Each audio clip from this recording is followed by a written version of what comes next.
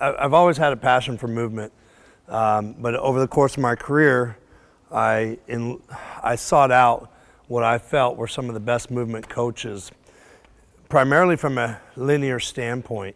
You're really warming up. Got the heater on in the car, now you're here. But what I did is I looked at all these linear coaches, and they were primarily track and field. And I didn't work with anybody track and field. I worked with everybody but track and field, but I wanted to take principles of what they were doing and listen to the things that they were seeing and say, okay, how can I take what they're doing from a technical model and blend that into what I do with athletes of field sport, okay? I think we can all agree that linear qualities are present in sport, but very rarely do we get to what we consider top-end speed mechanics, and we don't want to make somebody, you know, run like an Olympic sprinter necessarily, but we want them to have concepts that have similarity. And so what I do in my preparation with my athletes is I look at it two ways.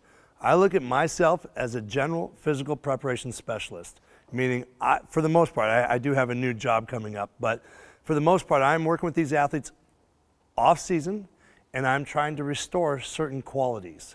Those qualities are coordinative, those qualities are mobility, stability, those qualities are relearning patterns that maybe those athletes haven't been working on for quite some time because of getting into season play and skill play.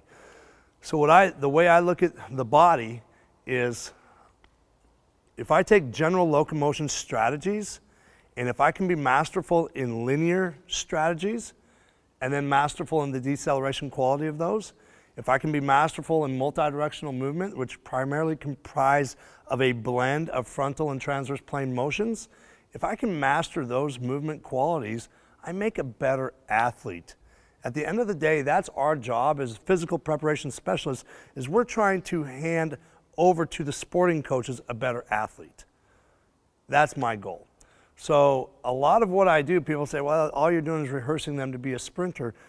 Sprint qualities, there's a lot of great things to it. Coordinative, tempo, rhythms, elasticity, those are all the things we're trying to really maximize. Now when I look at linear movement, I break it up into two different training opportunities. I look at what I would consider acceleration, and acceleration is a blend, right? It's all a blend into different mechanics. Every step of acceleration starts to morph into what we see at top end speed. But I have a specific day that I work on acceleration, because I don't think enough athletes get pure work on acceleration enough.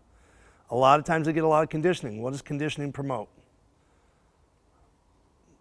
In your opinion, when we look at the mechanical model, it promotes more of a cyclical nature, more of what we would consider top end speed, but it's poor mechanics typically. You know, we know we're going to run this for X distance. We know we're going to do it for this repeated times, so let's be worse at it. And that's what I see a lot. I see a lot of poor technique done because the athletes accommodate to the workload. So I want to reverse that model and tell my athletes, let's be the master of 5 to 10 yards of acceleration, because those are the bursts that matter. As you'll see with Ian Jeffries later, it's from change of direction then into acceleration. It's not change of direction into top-end speed mechanics. So at the end of the day, how can I be the master of 5 to 10 yards, 10 meters of acceleration? And so I pepper that into my athletes, because that's all sport play is. It's a series of those things happening over and over again of start, stop, accelerate, start, stop, accelerate. Every so often we do blend into more top-end speed. It doesn't happen a ton. And I guess it does matter the sport you're working with as well. But so I break it up into acceleration and then maximum velocity or top end speed. Now the good thing about both of them, you're going to hear a lot of similarities with what I talk about with them, and you'll see some similarities in themes within the drilling. We will go through a lot of techniques and drills that I think everybody in here can do and should do. Some of the drills we'll do, I'll do the drills either shoot or barefoot as well. I'm a big believer in barefoot work with my athletes. I think there's a lot to be said with the understanding of the mechanism of the foot. I'm going to discuss that a little more at length as we go on today, but I'll also talk about linear movement from a holistic nature as well. Okay, I'm a firm believer that we see common themes of injury patterns based on, I believe that we have like propulsive and absorption-based issues. Propulsive-based issues are typically soft tissue. If I'm working with an athlete and I see that athlete overstride, what do those athletes typically do? In your history of watching athletes and working with athletes? Yeah. Yep, hamstring. Bicep femoris typically as well. Bicep femoris lateral gastroc. It's a propulsion injury. They're out of position. They're propelling at the wrong position. Their base of support is landing so far ahead of their mass, and they're at such an elongated position of the bicep femoris. Plus, when they go to reach, they're usually striking fourth and fifth met, which is going to, or fourth and fifth, and that's going to put more tension on the bicep femoris. So you start to notice commonalities. Athletes who under-recover, what do they typically do? Under-recover meaning they swing the back leg far, far back behind them. You ever notice a trend with those athletes? Yeah, hip flexor adductors, right? Your rectus femoris is a two-joint muscle. So when that thigh drifts back, the thigh is still going back in negative acceleration as the heel is casting up to the rear end. That's putting that rectus and anything that crosses that knee, rectus and sartorius, on a significant stretch. So again, to me, it's a positional issue. It's propulsive. We're not getting back to the right position in a timely enough fashion. But we look at the adductor strains because we have brevis, longus, and pectineus, they're hip flexors as well. So those guys are being carried for the ride. So you deal with athletes that have a lot of osteitis pubis, a lot of, even sports hernias, things like that can come from a poor understanding of the recovery cycle. So a lot of times some of the soft tissue injuries can be directed to just bad mechanics. And as I said earlier, a lot of those bad mechanics are accentuated through a lot of conditioning measures. So what I'll even show today is some ways that I do condition my athletes, but I make the coordinative task a high priority. When we look at dynamic correspondence and we look at the transference of exercise, we talk about the relativeness of biomechanics, or the mechanical aspect, the coordinative aspect, and the energetic. Well, I'm going to show you a way today that I think that we can do some conditioning that can influence all three of those at one time. So to me, that's the win-win in sports preparation. And I reiterate things because the take-home message. Oh, let me also go back. So I said there's propulsive issues and there's absorption issues. Absorption issues are typically more ligamentous. Okay, the inability to control a load eccentrically, right? The inability to decelerate when we talk about high velocity change of direction in sport, and that's when we see the muscular system get pulled back, too much load against us, and now the connective tissue has got to be the ones that try to put on the brakes for us or decelerate. When we look at the highway, we have a highway on the street and we have a car going down the street. Does that car need the guardrail to stay on the road? No. No, it's there just in case. Well, that's how I look at your ligamentous tissues. They're there just in case. To me, the muscular system, the neuromuscular system, is the quality of the driver. If the quality of the driver is good, I don't need to rely on that guy. But if the quality of the driver is bad, then I might have to rely on that guy. So, a lot of things can bring that up, right? Wear and tear, acute injury, or acute weaknesses, fatigue, everything like that can set those things up. But at the end of the day, it's the inability to absorb force and the inability to produce force in the proper positions. So when I look at acceleration, first and foremost, acceleration and top end speed, I've got to hit home on this word on both. Posture sets up efficiency. Even though, as I said, we're looking at a technical model, we're trying to back engineer maybe chronic injury patterns, things like that. And one of the best ways we can do that is to reestablish good posture position. I'll say it a few times today, but joint position dictates muscle function. The better alignment I have, the better rhythm, the better timing, and the better elasticity I have within the system as we run. Now, if we're looking at acceleration, I have what I call my 4 Ps. And this even holds true for top end speed, but my 4 Ps are simple. First one you can already figure out, it's posture. And that posture changes. When I'm in acceleration, that posture has a relative angle to it, an angulation to it.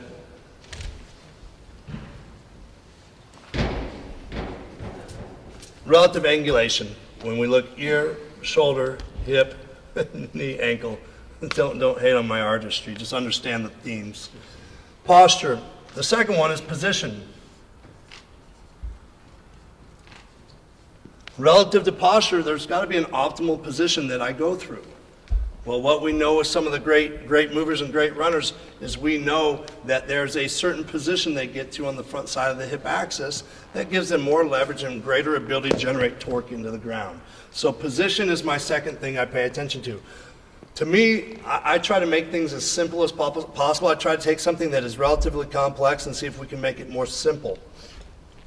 After position, I have placement. So placement, going back to what I said about propulsion.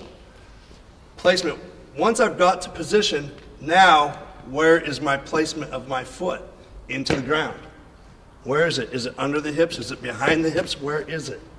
I definitely don't want it in front of the hips. I want it more ultimately under the hips and or behind the hips, depending on the phase of running I'm in. If I'm more in an early acceleratory phase, I'm pushing back behind the hips. It's more horizontally driven. If I'm working at more top-end speed, it's more underneath the hips as I go. If you took a bicycle and you flip the bicycle upside down, everybody's done that, yes? Yeah. And I take that wheel, and to get it started, I pull it, I rip it, what direction? Horizontally, to get it going. How do I keep it going? Striking vertical. Yeah. So to me, that's my acceleratory action, and that's my maximum velocity action, striking straight down. A lot of people will talk about pawing into the ground. I think that it matters on the caliber of athlete you have and their understanding of the mechanics and the co-contraction they're trying to get out of the hamstrings and glutes simultaneously. But at the end of the day, I just want to get my athletes to position and get them down to placement. So I talk about striking straight down. Now placement, what part of the foot? What part of the foot? Ball of the foot. Ball of the foot. Most athletes are where? Toe. Most athletes inherently go toes because coaches have told athletes, particularly in the States, get on your toes, get on your toes. And athletes are very literal. And athletes start to strike on their toes.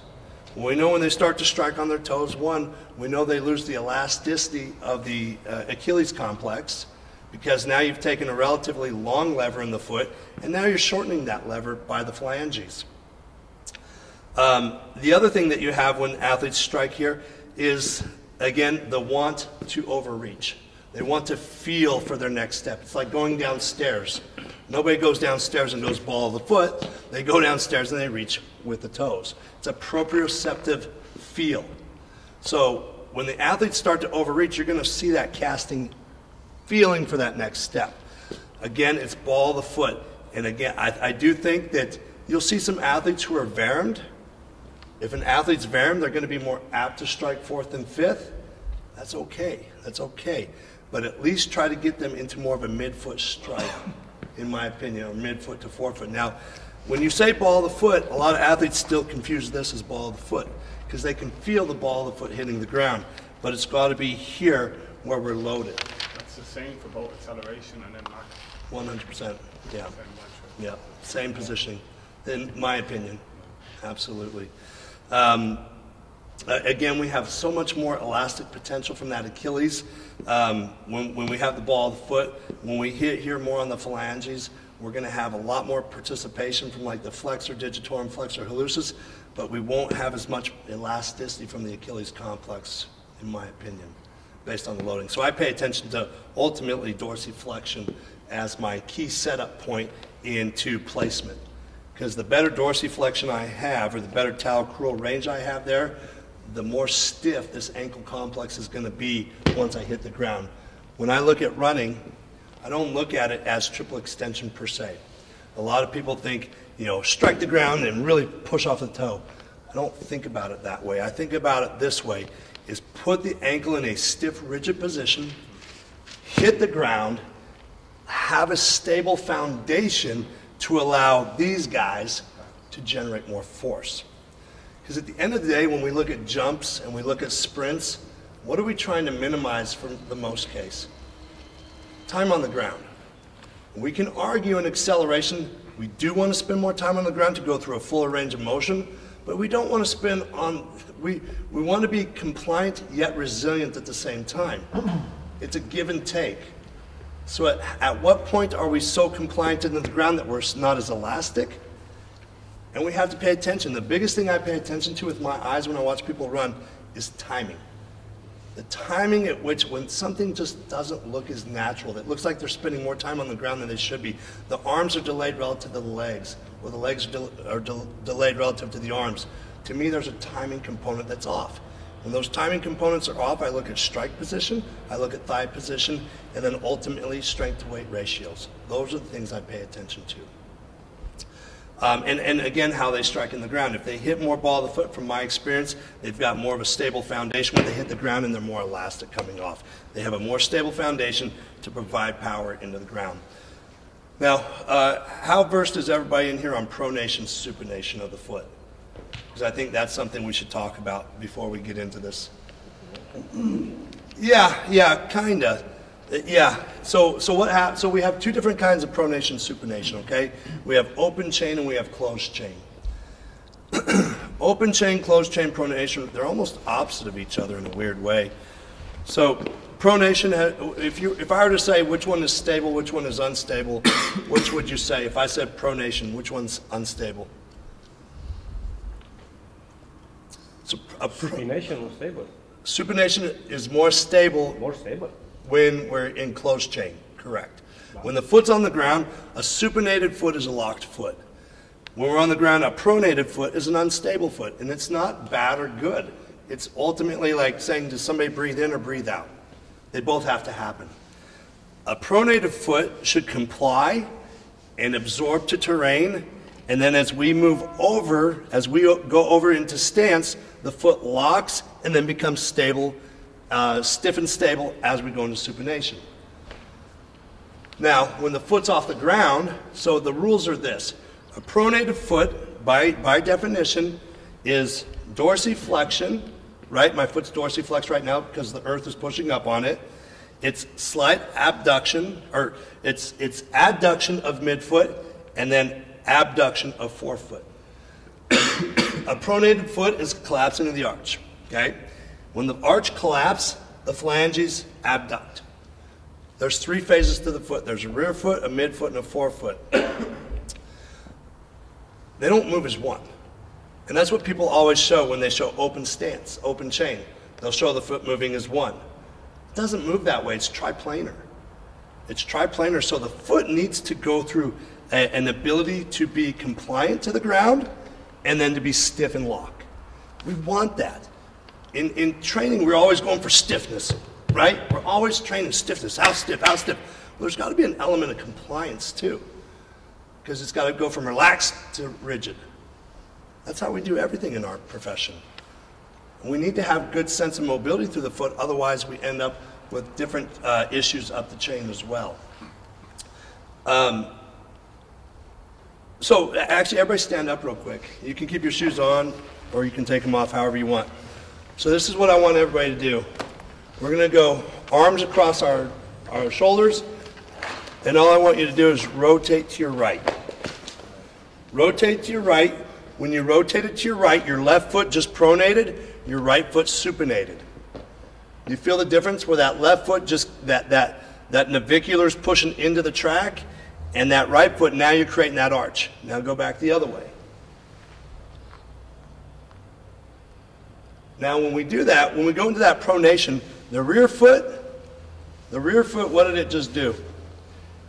It everted on the left foot. If this is my calcaneus, it just everted. That means my navicular just pronated to the floor. That shows you right there that there's triplanar movement in that foot. The reason why that's important is because, what did I say we want to try to minimize when we hit the ground in jumping and sprinting? The time. Yeah, amortization, right? We want to minimize amortization. the more compliant or the more mobile of a foot I have, plus a more stable foot, the less time I'll spend on the ground. Now, if we can teach our athletes to prepare for ground contact by pre-activating in the dorsiflexion, we just took the middle guy out. A lot of athletes will drop, absorb, stiff, and roll off. My thinking and thought process, as you'll see when we drill, is always toe up, hit and drive. So I'm trying to minimize amortization by setting up the foot into a locked foot. So the reason why I bring this whole thing up, because pronation on the ground is an unlocked foot. Pronation off the ground, it's a locked foot. Supination, that's an unstable foot off the ground. Has everything to do with what's being pushed into. So people get confused on pronation, supination being a stable versus unstable. Has everything to do with context of where the foot is. So a pronated foot on the ground is unstable, and then we get stiff and we go into supination. A supinated foot off the ground, that's an unstable foot, but a pronated foot off the ground, that is a very stable foot. That was all just on placement, wow. And the last one is patterning. Patterning, this is probably the most important overlooked part in any fundamental movement sessions I watch. It's simple marching and skipping patterns. It's all it is. Patterning, rhythmic tempos. The more rhythmic we are, the more elastic we become. And one of my mentors showed me this one a long time ago. He said, take your index finger, hit it down onto the board as fast and as hard as you can, then relax it and do the same. He says, that's efficient. That's using the storage of elasticity. And that's how when you hear great track coaches talk about being relaxed, that's what we're talking about. Staying relaxed so we can maximize the storage of elasticity. So using the stretch shortening cycle, understanding how to have relaxed tempos to maximize elasticity. And so many of my drills are really predicated on that aspect. So posture, position, placement, and patterning. These are the 4 P's that I look for in acceleration and that I look for in top end speed. Now the first thing we're going to do, I'd say about 80% of what we're going to do today, everybody will be able to do it. It won't be high velocity work, it's just going to be working on these 4 things, and then I'm going to show you how I progress them into things that do have a little bit more oomph to them, okay? How many people are going to probably try and do everything today from effort, like a sprint aspect? I got one for sure. I saw you on the bike already. Anybody else? If you don't go, so I'll follow. So here's what we're going to do. I'd say let's try and get as many people as we can early on, starting with this, and then you guys just pull yourselves out as we go. So let's grab a dowel. We'll start down here with the yellow cones. So, what's that? It's not going to be too violent. No. Not early. You guys you've had a long week. Catch my good son.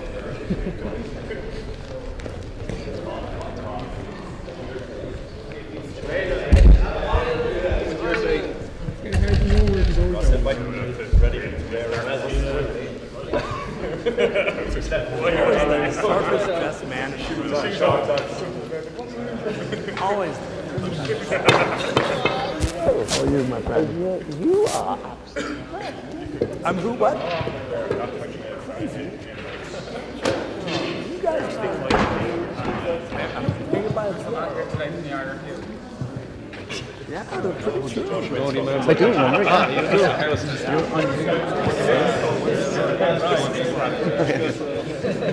have the same top.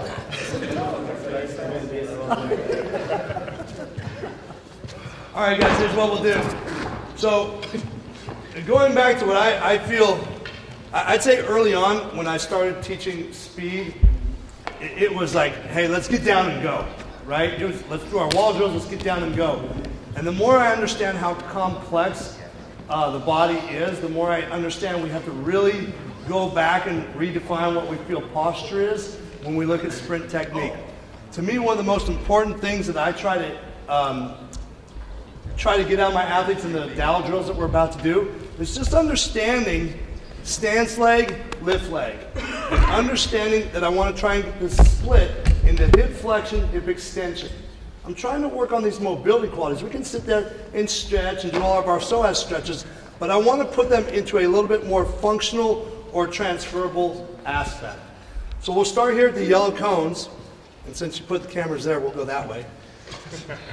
So we'll put the dowels on our shoulder, and all I want you guys to do is take walking steps and framing every step. When I say framing every step, here's what I'm looking for. Thigh up, toe up, heel up, knee up, tall on the down leg. Frame the leg, figure 4, boom. Again, making posture emphasis. Toe up, toe is up every time, and take yourself just into a walking tempo. Making sure that we get the foot out in front. When I say out in front, it's right underneath the knee.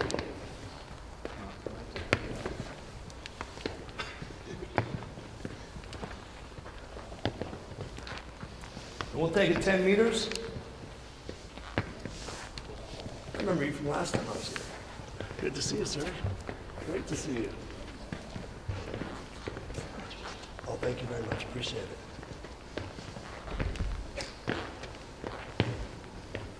And what I do is I start to notice different qualities on the athletes. Inability to dorsiflex the foot. Why is it? Right? Some people dorsiflex, some people don't. Some people drop. Is it a neuromuscular thing? Is it an awareness issue, or is it a previous injury? Who knows? There's a lot of reasons why somebody might not be able to dorsiflex the foot. But I keep working on it. It could be talus position. It could be history of ankle sprains. Well, from what I've paid attention to with my athletes, if I have somebody that has a history of ankle sprains, they start to lose dorsiflexion. When they start to lose dorsiflexion, the knee becomes the culprit. Okay? A lot of patellofemoral syndrome, patellotendinosis tends to follow a lot of ankle sprains and lack of range of motion in the ankle joint. So one thing that I want to make sure that I do is I'm always reinforcing good dorsiflexion. But as you saw when we were taking a walking tempo here, how did I wanted you guys to stay flat-footed on that down leg. That pronation, supination that I showed you guys, it's a teeter-totter. It's a balance point. Too much pronation is bad, too much supination is bad. We've got to find the middle ground. These walking drills help us find a middle stable ground of balance in a teeter-totter of pronation, supination. Let's do the same thing coming back. I want you to do me a favor. Pay attention to maybe why you abduct so much in the forefoot. Cool. Ready? Flat-footed. Flat-footed. I want it flat-footed, and here's why. Your placement into the ground needs to match the speed at which you're moving. We would not walk toe, heel. We would walk more heel toe. So I'm actually okay with more of a heel strike, believe it or not. Flat-footed or more heel pressure. It sounds backwards, I know. But the degree of speed that we travel at will change the degree or where we are on the foot.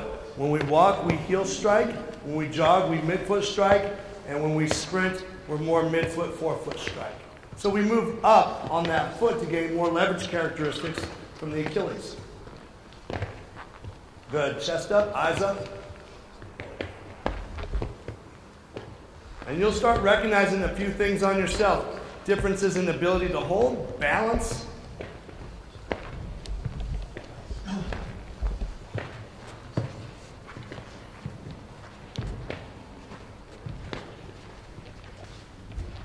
All right, now let's take it to a skipping tempo. Same idea, we'll take our dowel, and now we're going to start getting to more of that ball of the foot contact. Now we're taking it more skipping tempos. So same thing, I'm toe up, heel up, knee up. I'm trying to get the split here and then striking back underneath my hips. Now this is more of an acceleration drill, right? Because the difference between acceleration and top end speed, what is the pattern of the leg? In acceleration, we're more piston driven. There's no heel to my butt action. Top end speed, we start to close that gap. In between acceleration and top end speed, we have characteristics of acceleration that start to blend to that maximum velocity look of that cyclical action. Every step we take, if I accelerate and I'm at a lean, let's just assume 45-degree lean. Every step I take, my torso angles will start to change. As my torso angles start to change, so do my thigh angles. When we're in acceleration, our thigh position will most likely be perpendicular if we're punching out correctly. But most people try to raise that thigh, get as up as high as they can. With the angle that they're at with their position, they're setting themselves up for failure. Here's why. Each step from acceleration should do this. Boom, boom, boom, boom. As my torso raises, my thigh lifts. If somebody comes out of step one with a big, high thigh position, what's going to happen on their next subsequent steps? They're going to drop down. So they're going to lose leverage and propulsion ability, or the ability to climb out of the hole based on an inappropriate coaching cue. Really get that thigh up there. How many times have we done that as coaches? Lift those knees, get that thigh up. It's got to be appropriate angles. It's got to be similar angles to what we want. It's still perpendicular to the angle of the torso, and then as I raise, same thing happens. Make sense? So by piston, you mean right leg left acceleration. When you go up, then you go into a slow. So, and don't, like we classify them from drilling aspects as they're two separate things. This is piston based, and it happens typically, I'll try not to step on my shoelace, but it happens typically the first couple steps, punching and driving. But most athletes coming out of this stance that I just did, you know what they'll do? They start to pull their heel up to their butt like they're at top end speed. You can hear it on mondo surfaces like this, and you can see it because they'll kip over. They'll almost fall. Because it's not complementary angles. They're spinning too much backside, and they're getting more forward momentum over. And that's why you see athletes a lot of times come out of a break, and if they're cyclical, they'll almost stumble over themselves. But if they're piston action, they're stable, stiff, and ready. So let's take it to the Dow A skips again. So double skip rhythm, I'll show it one more time. So piston action, my heel is not coming up to my butt. I'm not trying to waste time back here, not right now. Ready, go.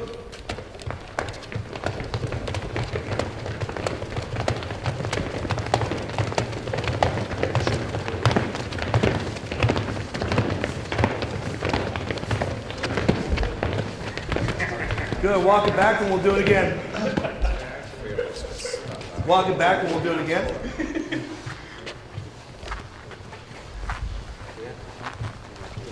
And what you'll find is I picked about 4 drills from an acceleration standpoint, 4 drills from a top end speed standpoint, and I groove the heck out of them. I get good at grooving just a handful of drills. Ready, go. Toe up, try that ground.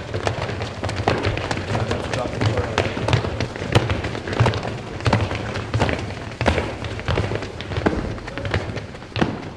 Good, paying attention to your own cadence.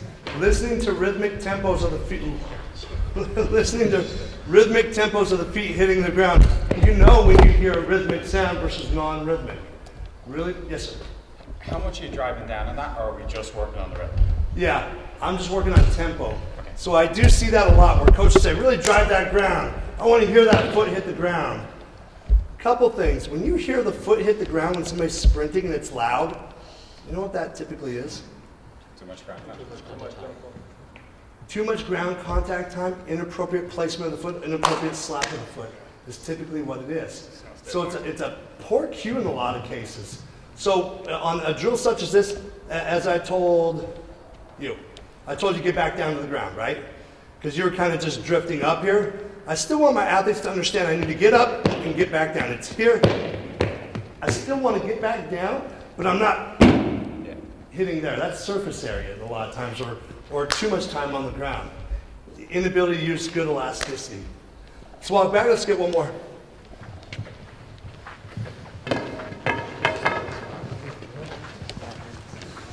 So, has anybody asked why we use the PVC, the dowels yet? Posture.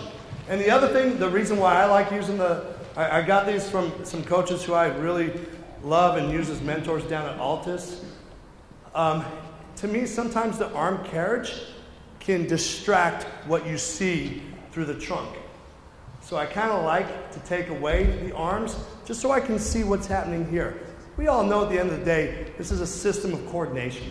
So I'm not trying to be hypocritical of what my stance was from a rhythmic standpoint, but it's a nice way to look at can they get good stacking of hip and shoulders, and what is their element of trunk stability?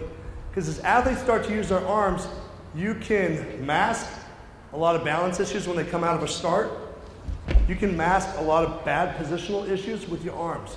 And you'll see that when we get into acceleration. We're going to accelerate with the PVCs. I always say PVCs, but with the dowels on our back. And you'll get a sense of who has not enough hip projection, because you're almost going to fall on your face. So it's a good feedback tool. Ready? One more time. Go. Toe up, left side. Thigh up, and foot out in front of you.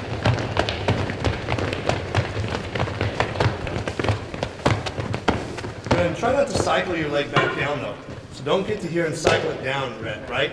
We just want to get from here to here. Now a couple things we'll see on these skips is we'll see athletes coming up and they'll pull here. Is that wrong? I don't think it's wrong, but I don't think it's maximizing optimal angles.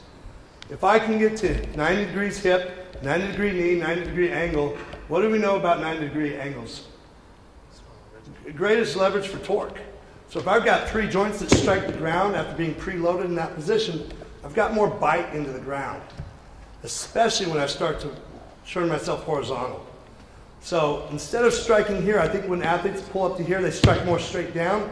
I think when we get here, we get more of this complementary effect of co-contraction of hamstring, glute, and even quads at that point. I think when athletes pull here and they strike down, it's a lot more quad dominant in my opinion. And I think that's the other reason why you'll hear a loud foot. They're not getting enough posterior chain drive. Let's go ahead and walk it back now. We'll put the PVCs just behind us, and now let's start incorporating arm rhythm.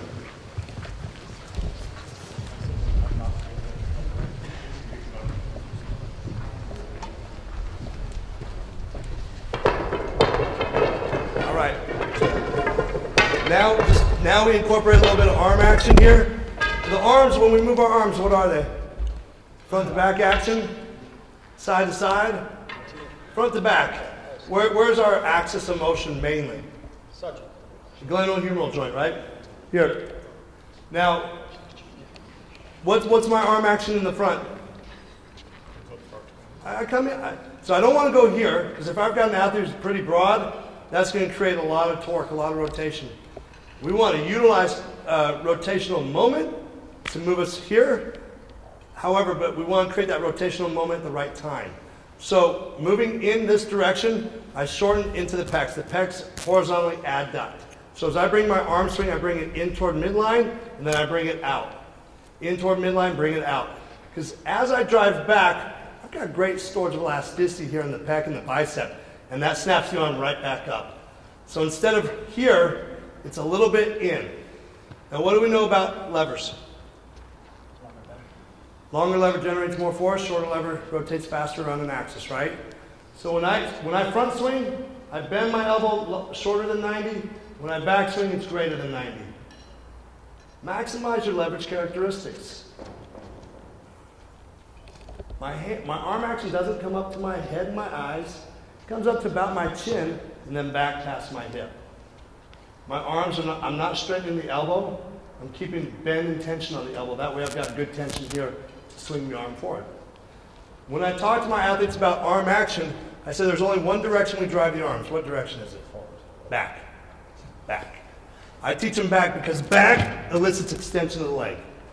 When we have athletes that are very heavy on the front side, they spend a lot of time on the back side with the leg as far as a delayed recovery action. When they drive here, they push more fully through the hip. And that back, it's hand back. A lot of people try to get jogger's arm and drive here. It's hand back. Cool? So let's go ahead and take skipping tempo with arm action. Posture's your priority. Yep. Foot out in front a little bit more.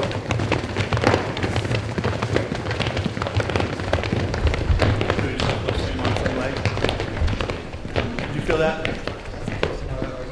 Is it really? Walking back. Walking back, let's do it again.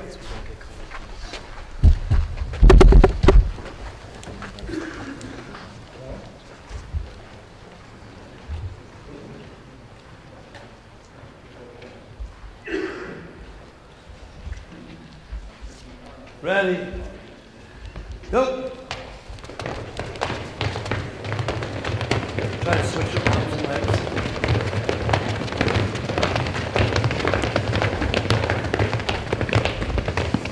What age athletes does everybody work with in here? All over the board? Teenage, high school. Teenage? Okay. About across the board? Any middle school or before high school? About a 12-year-old. Okay, cool. So a couple things you'll see. One, you'll see it even in the high schoolers, but you'll see a lot of ipsilateral patterns in skipping, right? See that? And that's an easy one to fix. Obviously, you'll make them aware of it, but I just have them start walking. Have them start walking and not thinking about it, and they'll go into an opposing pattern. But a lot of times when the athletes are consumed, they start going into that ipsilateral pattern. Walking back. I don't know if you felt that at all. You were same arm, same leg. I don't know if you felt it.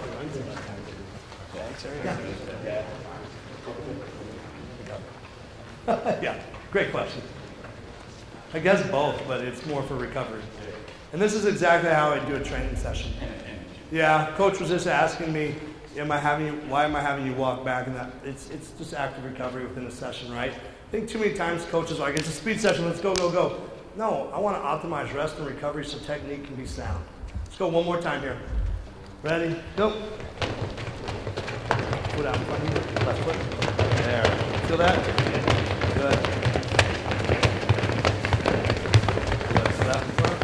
Lift that side. All right, walk it back one more time. Now grab your I want to keep saying PVC. Grab your dowel. Just say PVC. It's all I use is PVCs. Now we're having an argument here. Yes. Thinking about your arms or thinking about your legs? Neither. Actually, you know what? Neither. No, you know what? That's the best So, answer you've got all week. no, let me tell you something. That's a great question, though, because to me, which one's more complex? Leg action is more complex. One of the biggest cues I use with all my athletes, especially when I'm getting ready for the NFL Combine, I have a 6 to 8 window to get them very, very fast.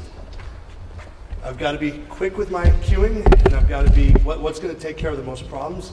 Usually if you take care of arm action, it does take care of leg action. Because there is a rhythm with both. And as I mentioned earlier, if arm action is too far forward, they spend too much time back. If arm action is too far back, they spend too much time front. If I find the happy medium, it usually cleans up the leg cycle. Is that why you say start there, posture's priority, because posture take care of both? Yeah, and there's a lot of other reasons as well. From like what I talked about earlier with like the deep flexors and pubitis issues that a lot of athletes run into because they're maybe extremely posteriorly tilted, or they've got hyperlordotic and they're drawn in here. Once I can get posture, now I can get the natural elasticity of that tissue to fire at normal length and positions without as much strain against them. But if we have some, I'll show it in some wall drills in a second. If we have somebody that's excessively kyphotic, what happens to their pelvis? It posteriorly tilts. Everything has a harmony. Have you ever watched somebody vertical jump with looking down? What can't they do? They can't extend their hips. Yeah. So same thing. If we have somebody who's here, their pelvis is going to posteriorly tilt. And if the pelvis posteriorly tilt, I said it earlier, joint position dictates what? Muscle function. So if I'm kyphotic, pelvis is posteriorly tilted, what can't the glutes do? Extend the hips very well. And what do we know about acceleration? The goal is to push back to get posterior drive of hamstrings and glutes. But if you don't have good postural control, particularly in those high school kids that you guys work with, I know I see it in my college kids who, maybe spend a lot of time on the upper body here, or they're just unaware of their posture, and this is how they walk around. But it's hard for them to get that extension, not to mention the habits they create in the weight room, right? They squat and they come to here. Well, they're always shortened here. And so they're unable to get these split positions I talk about without having a significant amount of strain on the hip flexors and without that harmony. You'll see somebody run. You guys have curved treadmills, you know what I'm talking about, the Woodway curves? It's a great tool to just watch from a frontal plane and just see the thigh swing back. And somebody who's really tight in the hip flexors, you'll see it prematurely lift the thigh. There needs to be a nice element to swing back before it initiates back up. When you see somebody prematurely come up, usually they're so tight on the anterior side that they can't. They can't extend back. They can over time if you're working and rehearsing on these drills. And a lot of my specific exercises in the weight room are meant at doing this. I do a lot of single-legged hip thrusts that are meant at creating this extension flexion pattern and this mobility. I can show you guys some of this stuff later if you want. Okay, so now let's take the dowel, PVC, whatever we want to call it, and now we're just going to go into a single exchange. So we'll start with the first grip up, and you guys are just going to start and stick. Whoop. So now we're just going to start and stick, but don't go to the next step until you're stuck. Make sense? Yeah. Thigh positions here. I'm not casting out. I'm just switching and exchanging. What's that? Flat foot. Flat foot, but toe up every time in the air. Yeah, just like that. But try not to cast.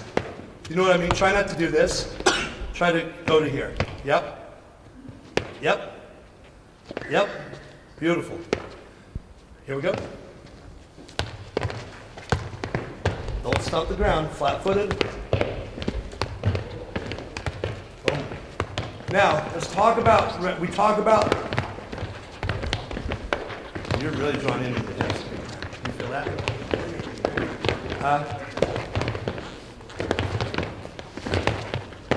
We talk about the kinetic chain all the time, right? The ability to have single leg stability and strength. This is a fantastic exercise to really promote and work on that.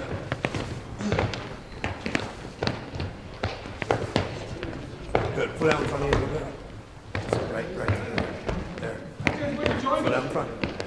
There you go. Foot out in front. There. Feel that? There you go.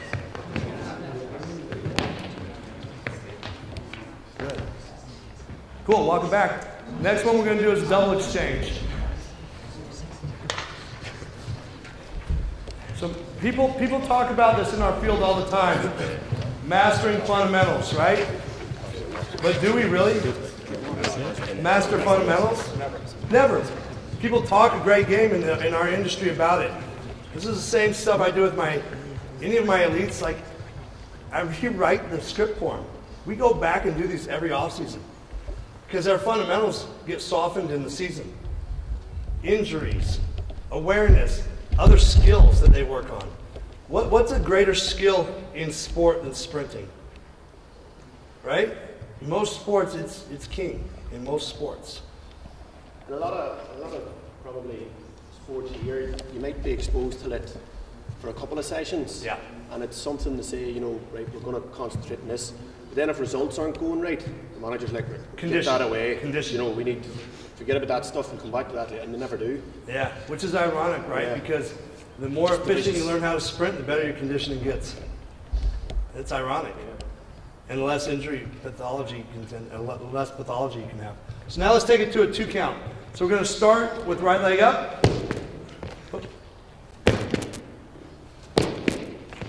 And if you have to double clutch like that, that's fine. Whoop. So we'll take it to 2 count. Start right leg up. On you. Try to punch the second leg up the same height though. Flat-footed.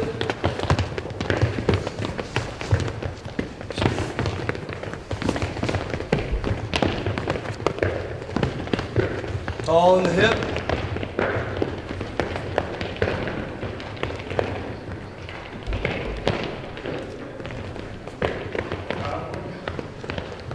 That's harder than it looks. That's Let's walk it back and we're going to go the other leg. It's a lot harder there.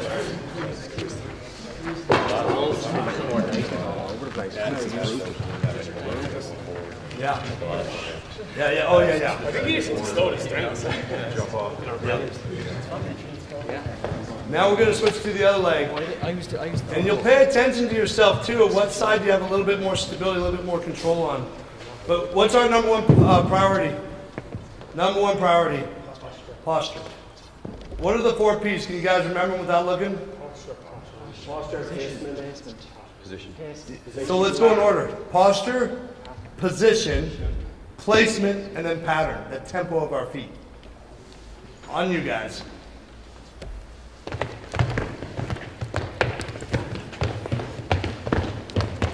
Good.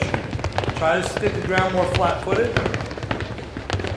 Try to make an exchange and not a march.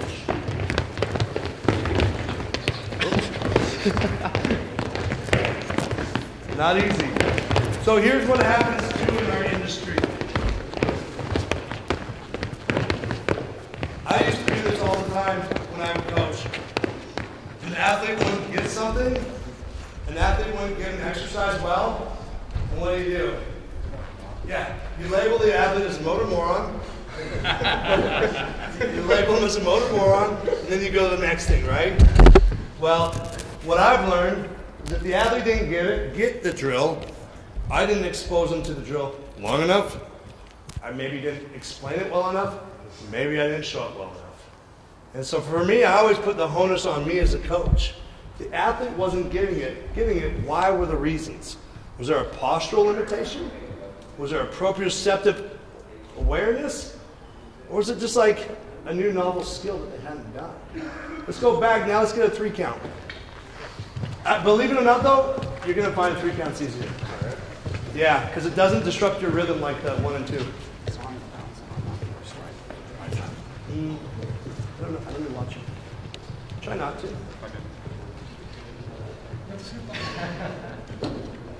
So remember, we're not concerned with horizontal momentum here. We're just concerned on 4 things: posture, position, placement, and timing or patterning. I could have said timing, but I had to have another P. Ready? Let's get a 3 count. Right. Start right leg up. Yep. Get back down to the ground, though. Don't just high knee it. Boom, boom, boom. Yes. There you go. You like that one. Eyes up.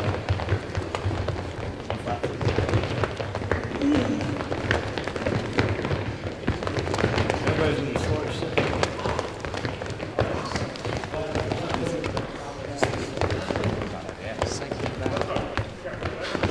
Oh, I see. So you're almost wanting to march. That's exactly what you're trying to do. Instead of almost like a run in place, you're almost trying to just march it. That's what's happening. Again, I think it's just one of those things, like it's not wrong. It's just a different skill. It's a different drill. All right, so who are my runners today? Do I only have 1 runner? Oh, yes, you need us running as well. I just need 1 or 2. So here's what we're going to do. Remind me your first name. Kira. And your first name? Claudia. All right, if you guys want to watch from the side, when you watch movement, what plane do you watch in? Move around. Move around. Now, if I'm looking at acceleration, my number 1 priority is frontal plane first. Because at the end of the day, a frontal plane tells me a story. The story that I'm trying to have it tell me is this. That's the story I'm trying to have it tell me, right? But if I'm watching them straight ahead, I might not be able to see that. They might look like this, but they might be here. So I watch from frontal plane, but I do move around because there's certain qualities I look for. Then once I know an athlete's getting good projection, they're getting the right mechanics, then I'll start and watch them from a sagittal plane. And I'll pay attention to their timing coming up out of the hole. Remember what I said earlier about the torso position and thigh position? How as every step we take, we start to get more vertical. We just don't hold that position. We can't defy the laws of physics. So as we come up, the thigh comes up. So what should I see as they're running towards me? I should see a natural climb out of a hole. And that's what I pay attention to, is the rhythm at which they come out of that hole. So we're going to start here in a 2-point start. And I want you just to accelerate for me for 5 to 10 meters. Like this with this on the, huh? Yeah, we'll go one person at a time. I love it, love it. You're showing me exactly what I don't want to see. I love it. Here we go. Same thing. So, oh, so beautiful. So this is why I take the arms away. What did you almost do? You almost ate shit. Can I say that? Kind of. And the reason why, when he came out here, what was his leg action? It was sickly. It was more heel to butt. He was getting the heel lift to butt. So when he goes heel lift to butt, where's his torso going? Down. If he was using his arms, he could counterbalance that. And that's what athletes always do, is they make up for bad positions by having counterbalance with the arm swing. Remove the arms, see what happens. So let's see what happens if you get a little bit more thigh punch forward and avoid the heel carry up to your rear end. Where's the Go again. Oh, you want me to run naturally, without thinking. Right. You want Don't think.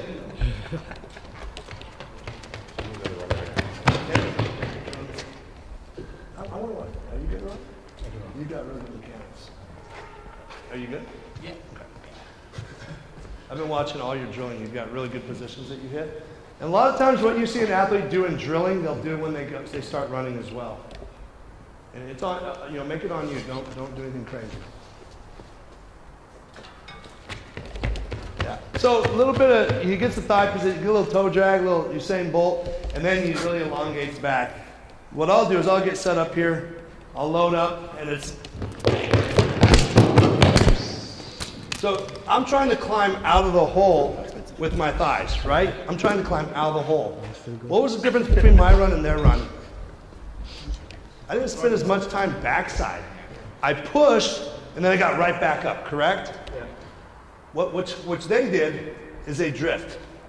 And what I said earlier, when you drift, one, your thigh angle is going to be lower every step.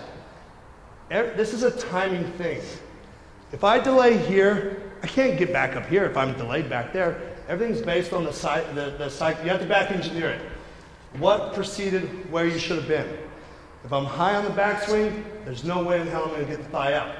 But if I get the thigh up, or if I push and pull up, I get the thigh to the right position.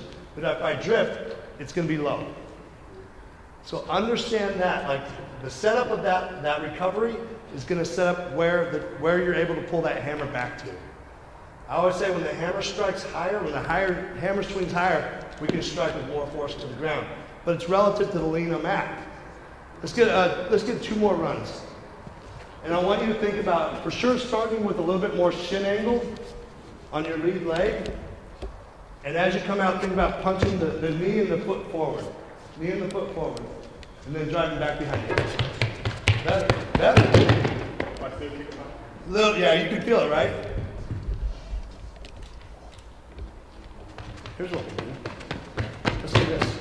You want to get a breaker out of it? We'll say that again? You want to get the guy No. Carry as long as you can. Now, what will determine how long you can carry acceleration? Really two main things. What's your ankle mobility on that first step? Dorsiflexion capability. But what is your relative strength? Number one thing to determine who can hold longer. Let me grab my phone real quick, and what we'll do, since there's only a few of us here, why don't we video, and I'll slow down what I'm talking about. Does that sound cool? Yep. Okay. Loren, are you saying that what you want is, say on my next run, you want me to dig out of the hole by driving my thigh forward? Yes. And up. Yes. And out. More forward than up, though. So on my last run, I was rotating. Yes. Not extending. You get extension, but then immediately pull up into hip flexion. Will I lose leg extension if I do that? It's always going to be a rob Peter to pay Paul scenario, but where can you get maximal power?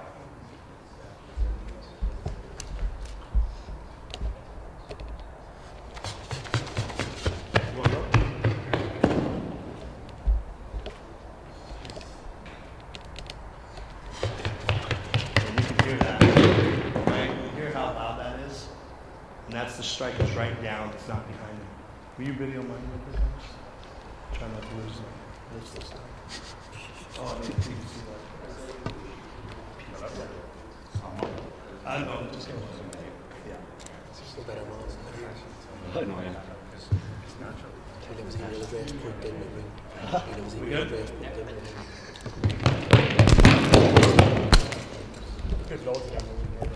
Over up there.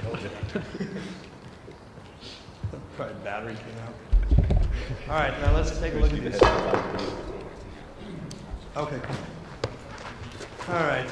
So, oh, that's me. Okay, let's see. Do I screw it up? Boom. See my position there? Position there? Yeah. Boom. Is my heel coming up to my ass? No. Look at my angle of my torso. Finish the push and extension. This foot's in dorsiflexion. Strike back down. And it's behind me. You see what I mean? Yeah. Like, we can sit there and argue that it's behind, but I'm pushing. We can argue that it's down, but I'm actually pushing behind me. Not bad for 45. Shit. And watch the difference here. See that heel? See that? You guys see that? So it's about driving the knee forward as opposed to cycling the leg. 100%. Trying to maximize those angles. No, his improved. Agreed, right? Yeah, his is improved big time. Yeah. That torso angle there now, No, it improved. Yeah, that's not going to help either. straight away from the Yeah. back And line. we'll go back to mine real quick in a sec, because you'll see what sets up mine. See, like, your name? John. John? Yeah, so we'll load you up a little bit. I'll go back to mine in a second. Well, I'm not worried about my torso angle. It's my angle of release that matters. Yeah, but torso's going to... Yeah. So here's my release angle. Yeah, that's good, but then watch that heel starts to flip right to your ass. Yeah, that's too high. Okay? And so then you're a little bit shallow on the thigh position. And then, It's just a knock-on effect of a bad start. Overthinking all this. yeah. So,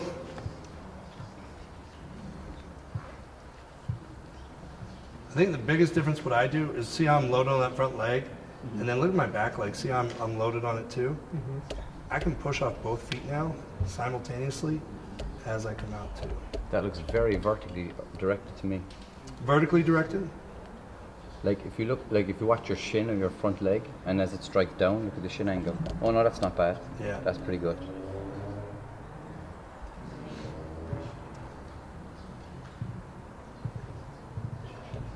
Because it should be, that was maybe a little forward, right? Well, it's still not bad, it's right. It's a little forward. I'm old. I didn't warm up. Shit. I haven't slept today. It's 3:30. Compare yourself to Claudio. Claudio's the same age. No, I'm older. I'm old. What age is he? Okay, so now let's have a little fun with the guys who just went with the PVCs. Thank you guys, because that's not easy to do. Now let's come out with the arms. Now let's actually allow you guys to be more mechanically advantaged. So we'll load up, set up,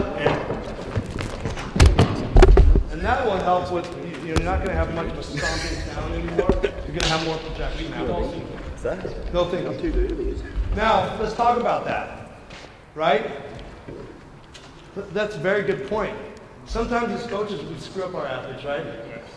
By thinking about this, think about that, think about this. So what I do is I set them up in position, and for you guys, I'm going to tell you a lot more than I tell my athletes. I don't break it down to my athletes like this. Once they start mastering position, I get behind them, make it reactive. Make it reactive, see if they can find positions. And I don't give a lot of cues when they come back. I'm like, hey, that was great, try this now. Exaggerate what I want. That's usually my number one goal, my number one cue, exaggerate what I want. Ready? Chest up a little bit. I still think for a 2-point that you want to set up, I don't think you want to be here. I do think you want to be here, because the way I look at it is it's less parts moving. We can argue that going from here to here, I get a forced couple of the extensors of the back and the hip extensors. However, I'm just trying to groove a pattern right now. So let's try and do that. Ready? Other arm. There you go. There you go. I'll do one more. I'll load up. Load to the hips, I load to the back leg. Punch strap. And again, I'm not concerned with 10 meters. I'm concerned with 2 steps, 3 steps. That's what I care about the most. Now, we're talking race strategy, but if we don't hit the first couple steps good, like the rest of the race isn't going to be clean if we're talking about training.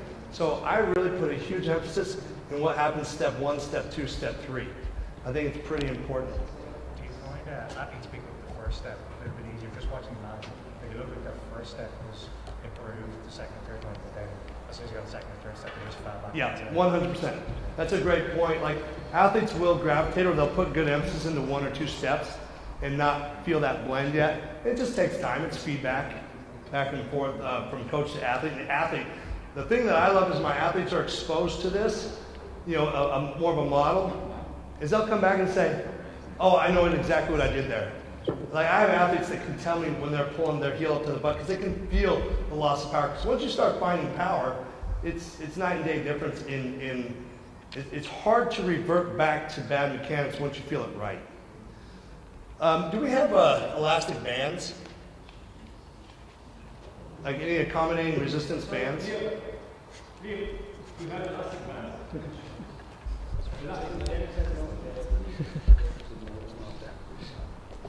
Do you guys use video a lot, back and forth with athletes, or at least for yourself? Yeah, you can pick up some really cool things from video. One thing a mentor of mine, Dan Paff, always said, he goes, a couple things. Sometimes we get so hyper aware in slow-mo. Don't look at slow-mo too often because it's taking away context of rhythm. You know, oh, this is out of position. Well, if you actually watch it in real time, it's not out of position. It was the right timing. But also watch things in front to back as well. Because again, you can see, you know, thigh positions pretty well, how clean they push back in that thigh angle. Oh, perfect. So now we can take this, so now we can say, I go back and forth between a lot of my posture and positioning drills, and then I'll go back and forth to some sprint action, and then take them also into a little bit of, I don't want to say towing work, because it's more reinforcement and mechanics. And I think this kind of stuff right here is really what helps the athletes. Well, that might be too much resistance. Let me give you a John, do you mind resisting him? So, try that one first. So, I love these drills right here. They're probably my bread and butter. All we're going to do is we're just going to march with that elastomer against us. So all you're going to do, John, is provide him resistance that you can lean, and just begin a marching tempo, but begin with a lean. Yep. So let's start back a little bit. Now, feet together. There you go. Engage. There you go, chest up. No, chin down. Chin down. There you go.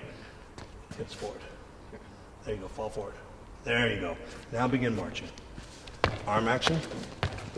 Pull and push back. Push back. Good, get right foot out in front. Good, let's do that again. So you'll hear me say little things. And when I told him to get right foot out in front, you saw him being able to get more extension back into the ground? Is he better there in right foot than there? At the beginning, he was worse on his right. By the end, he got better on his right. Yep. Let's do that again. So, there you go. Toe up.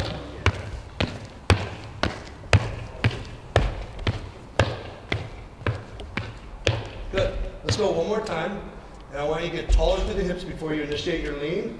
And I want to avoid this position with the chin. More neutral. Look down. Not down, but neutral. Okay. You can look down, but it's more like forward toward those cones. Loren, is that the kind of foot contact sound you want to hear? Different now because we're marching. Foot out in front and push back behind you. So the number one thing I'm looking at right now, is he able to get extension through the legs? And yes, he is. He's setting up on the front end, and now he's getting extension. If I were to be critical, now I'd say, okay, let's go a little bit more tone in the elbow instead of flowing the arms open. Keep a little more tone in the elbow so you get a little more purposeful drive from the arms. So not extending, but keeping a little bit more tone. Your arms are just kind of doing this. Okay, so stiff. Yeah, yeah, stiff and more rigid, exactly. Loren, are you happy with the dorsiflexion when he comes up? A little off. Yeah. And to me, it's like this is a game of repetition. When I'm working on mechanics, it's every day. It's every day. Toe up, heel up, knee up. We do these drills every day in warm-ups, and then we have 2 speed days. One's an acceleration day, one's a top-end speed day. So they're hearing it often. This stuff takes a long time to groove. And that's when we talk about fundamental practices. I don't think enough people spend enough time on each of these things. They just move to the next. Yeah. There you go. Drive your arms back. Elbow. There you go.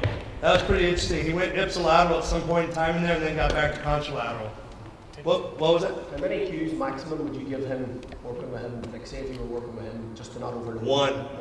One. And one thing you'd find if you were watching me coach is he might do this 6 times and I won't say a word to him. Because I just want to see how he adapts, how he adjusts as he goes.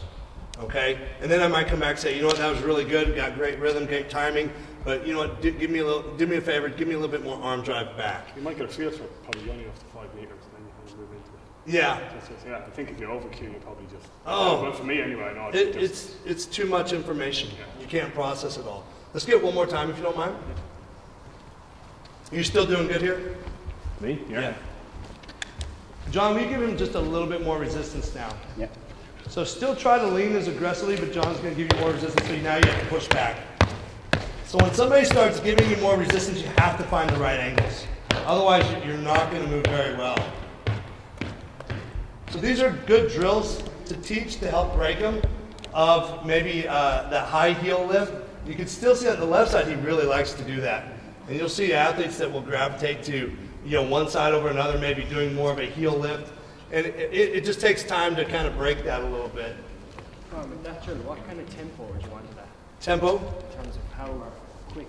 A slower march or? No, just what he was doing. Because a lot of times people will confuse like, oh, this is a speed drill, so we do it fast. No, I want to see good, clean, full range of motion. And I always say smooth is fast. Even when my athletes are running, smooth is fast. When they try to get fast and choppy, it's slow. They don't elongate. They're not as elastic. They don't cover as much distance. Let's go. Let's get one more march, and then I'll take you to a run. Now, I'll play back and forth with these exercises because I think these exercises provide context of how we sprint.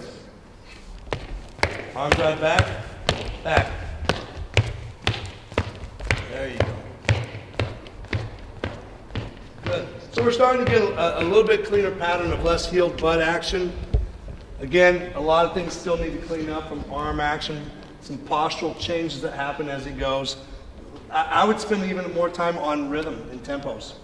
People will ask too about the resistance of the band. Should you wear a shoulder harness, a waist harness? I don't like a shoulder harness because, I don't like it. I like a waist harness because it forces them, one, to be engaged through the trunk a little bit more, but it doesn't pull them too vertical too soon. Now, if the guy resisting isn't doing his part, you lose your angle and you can't produce. If we don't start in a good angle, we can't create the thigh position and we can't drive back.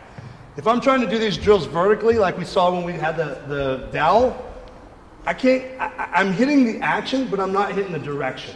Would you agree? Once I get the lean, now I can hit the direction of pushing back. And that's why John is just as important as the guy doing the drill. A lot of coaches or athletes just kind of sit here, like you've got to be really skillful with the resistance you're giving. Now, we can take it, we'll go a little bit lighter band, and we'll take it to almost like a run in place. And when I say run in place, that one. When I say run in place, when I turn this into a run, everybody, your natural thought is to pull John down the track, and that's not what I want. I want you to utilize his resistance so you can maximize repetition in a 5-meter space. Okay? Don't beat the snot out of the ground. Tempo. And look what he wants to do. He wants to go right back to what? Heel carriage. The heel high, right? So now you know it. So now let's remove it. So exaggerate what I want. John, just give him a tad more resistance and but it's not toe down. Exaggerate what I want. Better. Subtle changes. Now, one thing you'll hear me say, if we don't start in a good position, we're not going to find a good position as we go. So be a little bit more purposeful in your setup and then begin the leg action. You kind of get set up and then you go. Try to avoid breaking at the hip. Yeah. Now do it again. That was perfect on your setup. Now execute the knee forward and foot forward a little more. Okay. Take your time. Yeah. Could you guys see a difference there in the carriage of the heel? Much better. The cool thing is it's going to be feedback to the resistor because he's going to get dragged. When you start hitting the right positions, you're going to drag him. It's night and day when you hit the right angles. That was better. Let's go one more. You cool with that? Yeah. It's 3:30 in the morning right now. Am I done? What time do I go to? Yep. There you go. Exaggerate. Yes. Good. This takes time. A shitload of time. And one thing people say to me is like, I don't have time in my sessions. I do a lot of consulting for other teams. And they're like, well, we don't have a full hour to dedicate to speed work. Well, you don't need to. Find strategic times in warm-ups to hit these things. If you see your athletes 3, 4, 5 times a week, and you can strategically find placement of warm-ups, and when we get to top-end speed, same thing. Find strategic times to put 5-10 minutes of these types of drills in. Without doing a speed session, you will make them more economical. They will hit better positions. You'll have them more posturally aware. And everybody wants to talk about corrective exercises. In my opinion, I think top-end speed drills and acceleration speed drills done in the right posture, the right position, the right placements are your best corrective exercise drills. It's how the body wants to move. I saw a great post the other day. It says, fish rarely get fin injuries because they swim. Birds rarely get wing injuries because they fly. Humans get a ton of running injuries, but we're made to run, but we run incorrectly. We got too many inputs. We got too many ideas. We have too many, footwear issues. We have too many things, and we try to outsmart ourselves. Just find the right positions. It's that simple. So, okay, now let's go back to drills that I know everybody in here implements. Let's go into some wall drills. Okay, because I think wall drills are bastardized quite a bit, and I'd like to kind of clear some things up on these. This looks like a pretty good cage for us to get around.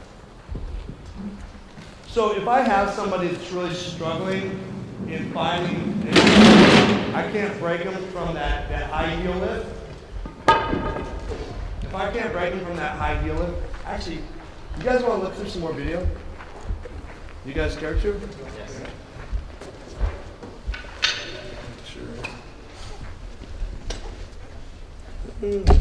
Nothing personal is in here.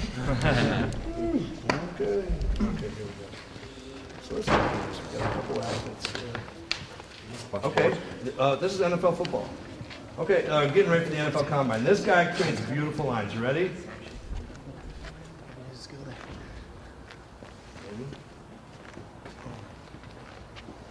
Boom, see that?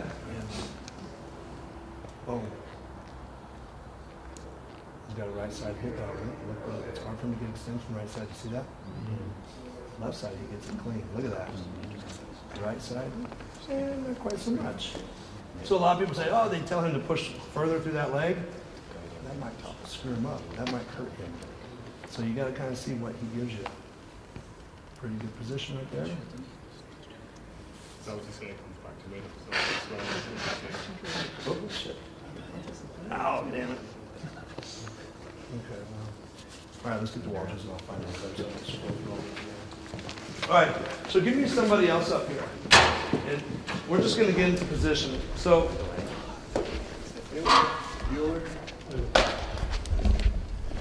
again, I'd watch from the side.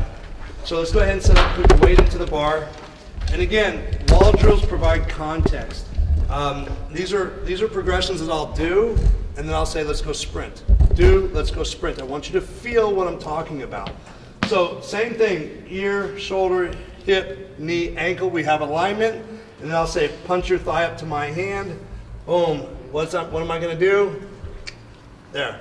What did I just do there? Now I just maximize those angles I've been talking about all morning, right? Maximizing these angles. Is he at 90 degrees? Come up higher. I don't want him up there, right? I want him right about here. This is 90 degrees relative to his torso. This might be 90 degrees relative to the floor. So we got to understand, what are we talking about? Are we talking about from the floor? Are we talking about from the torso? So once the foot is up here, I've got dorsiflex, I've got good preload on the Achilles complex, I've got a good 90-degree angle at the knee, I've got a good 90-degree angle here. When I drive back into the ground, I've got 3 joints that are locked and loaded at 90 degrees driving into the ground. That's ultimately where I want to be. If we punch the knee up and we pull the heel up to the ass, to the butt, you can just see, like, it's just not pleasing to the eye anymore. Cramping? Nice. Don't do that. So what I'll do a lot of times is I'll tell an athlete, punch the knee to my hand. Boom, back down. Boom, back down. Boom, back down. All the while keeping good extension on that rear leg. Working on that range of motion to get there. Good. Other side. Now a lot of times coaches put their hand here. Go ahead. The feedback is night and day, but a lot of people won't catch that. Oh, good, he got the thigh up. No, it's got to be forward. And look when he gets forward, look what happens to that glute when he does that. Those are the small details that I look for in these types of drills. Put out in front a little more. There. And you feel a difference. When you punch forward, you feel that there in that glute? Yeah. One more. And rest. Good. Cool. So again, these types of drills, providing context of how you want them to attack the ground. I'm setting up position to allow them to understand position as they attack into the ground. Now let's take we'll go 1 count. And be careful on these. Don't throttle the ground. If you've got an athlete or an older athlete, go ball the foot. There you go. If you've got an older athlete and they're striking that ground, this is a very aggressive eccentric load on the Achilles. So knee up, forward, and just a quick 1 switch. Switch. Switch. Well, I'll call you. Switch. Switch. Switch. Switch. Switch. Switch. And you see a little bit inconsistent pattern of where the thighs are, right? And that's where I would get in. For a drill like this, I would get in and I would still put my hand here and I'd call him to switch on me so he can feel where I want him. Now, if you see when he's coming up and he's a little bit off, you see what was happening in the hips? There's a little bit of rotation. To me, there's restriction somewhere. I don't know where. You know, I think a lot of people like to walk away and go, oh, that's his QL, oh, that's, you don't know. There's so many, the body's so stinking complex. We can sit there and guesstimate, but we don't know. We can come up with strategies, but guess what's going to open up range of motion during this drill? Doing the drill. Doing this drill and having deliberate action to it, doing all the different posture exercises, I see it all the time. It opens up that range. Let's go again. Let's go 1 counts. And leg up, foot out in front, right there. Switch. Switch, switch, switch, switch, switch, switch, switch, and rest. That's beautiful, because the last time he did this, I wasn't going to say anything, but he fixed it without me saying anything. Last time he did this, where did he put his emphasis into the drive? Coming up. Like he was like here. He was always thinking about driving up. That last rep, he thought about driving down. And that's one thing I'll even cue with the athletes. Let's see if it works here. Start with both feet on the ground. And I'm just going to call you to lift. Okay, I'll say punch. Ready? Hold. Yeah, just hold. Punch. Reset. Punch. Reset. Punch. Reset. Punch. Good. Now I'll have him in the up position. Drive. Up. Drive. Go ahead and start. Yep. Drive. So where I put my emphasis of my cueing voice should tell him where I want him to be. You heard how I said up, it was quicker. Drive was more forceful. So I play around with my tones as well. If I'm working on something that is a tempo drill, did you guys hear how I talked to you today? Here we go. But if we're going into sprint, it's sharper, it's quicker, it's reactive, it's a clap, it's something like that. So I let my coaching tone, hopefully I'd say non-verbally, but hopefully it takes over for him what I really want. Okay? Let's go ahead and go back into the switches now. So now he knows that his money's made by driving into the ground. Switch! Switch! Switch! Switch! Switch! Switch. Beautiful. So the very first time he did this, we didn't talk about any of this. He was really a lifty kind of guy. Now he's driving through the ground. Now let's go to a 2 count. So we'll start with right leg up. When I say switch, you'll hit two switches. Switch. Switch. Switch. Switch. And rest. Good. And every time we change the complexity of the drill, we'll see different faults come back. We'll see different randomness come out. You keep doing it over and over again, those things start to go away. The errors are like this early on, and then they start to tighten up. Let's go other leg up. Foot out in front. Right there. Switch. Switch. Switch. Switch. Switch. And rest. Good. We'll rest here for a second, then we'll go a 1-3 count. So I'll use these as preparatory drills. These get exhausting too, don't they? Is he better on that side than his? Just consciously, the first one I felt myself pulling off. Ah, good. Second one I said. Driving down. And if you saw him get a little bit better extension, the timing, everything was a little bit better. It's this guy. Loren, when you were doing the ones there, Kieran, I was kind of thinking, as you were starting to look to take that leg swing away from the back, there's kind of a tipping point where it becomes more, he's focusing on rapid hip flexion over rapid hip extension. Do you get what I'm saying? The further he brings the legs back in, he's kind of driving up and he's losing the finish of the push. Yeah. Yeah, when we were on the resisted run. Yeah. Like, is that an angle thing? Oh man, it's a lot of things. Yeah. It could be an angle thing. It could be a mobility thing, an awareness thing. There's a lot of different reasons. Just as I showed that video of my athlete right there, how on his right side restricted on that hip flexor, it could be bilateral. Like, actually, I was watching him warm up. Where are you? Here. Oh, yeah. When I was watching him warm up, everything he did, he was here. Everything he did, he was drawn in. So it didn't surprise me that I'd see that when he got to drilling at all. Because usually what somebody shows you in like a walking series warm-up gives you a good idea of their true range of motion that they have. Now, I'm a firm believer, if you ever watch me, I teach a full warm-up series and it's tall and extend on the down leg. And the reason why is I'm trying to get and open up those positions.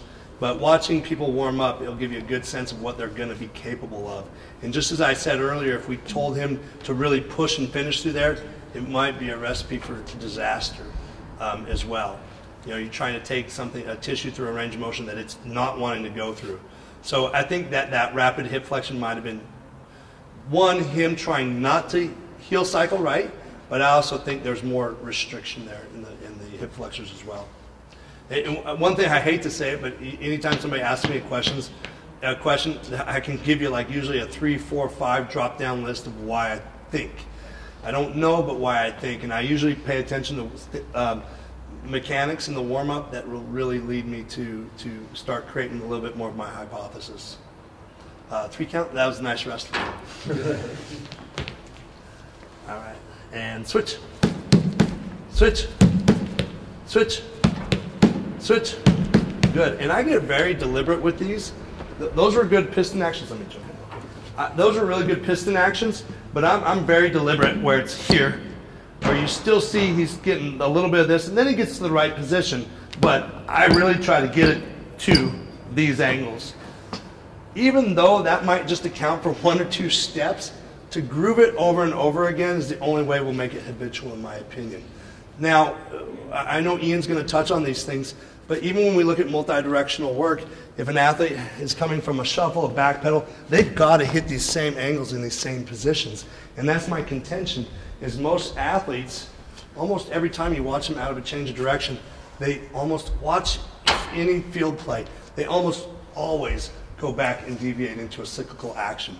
And you know what the crazy thing is? Think about this. You've got cleats, you're bedded in the ground, and you do that.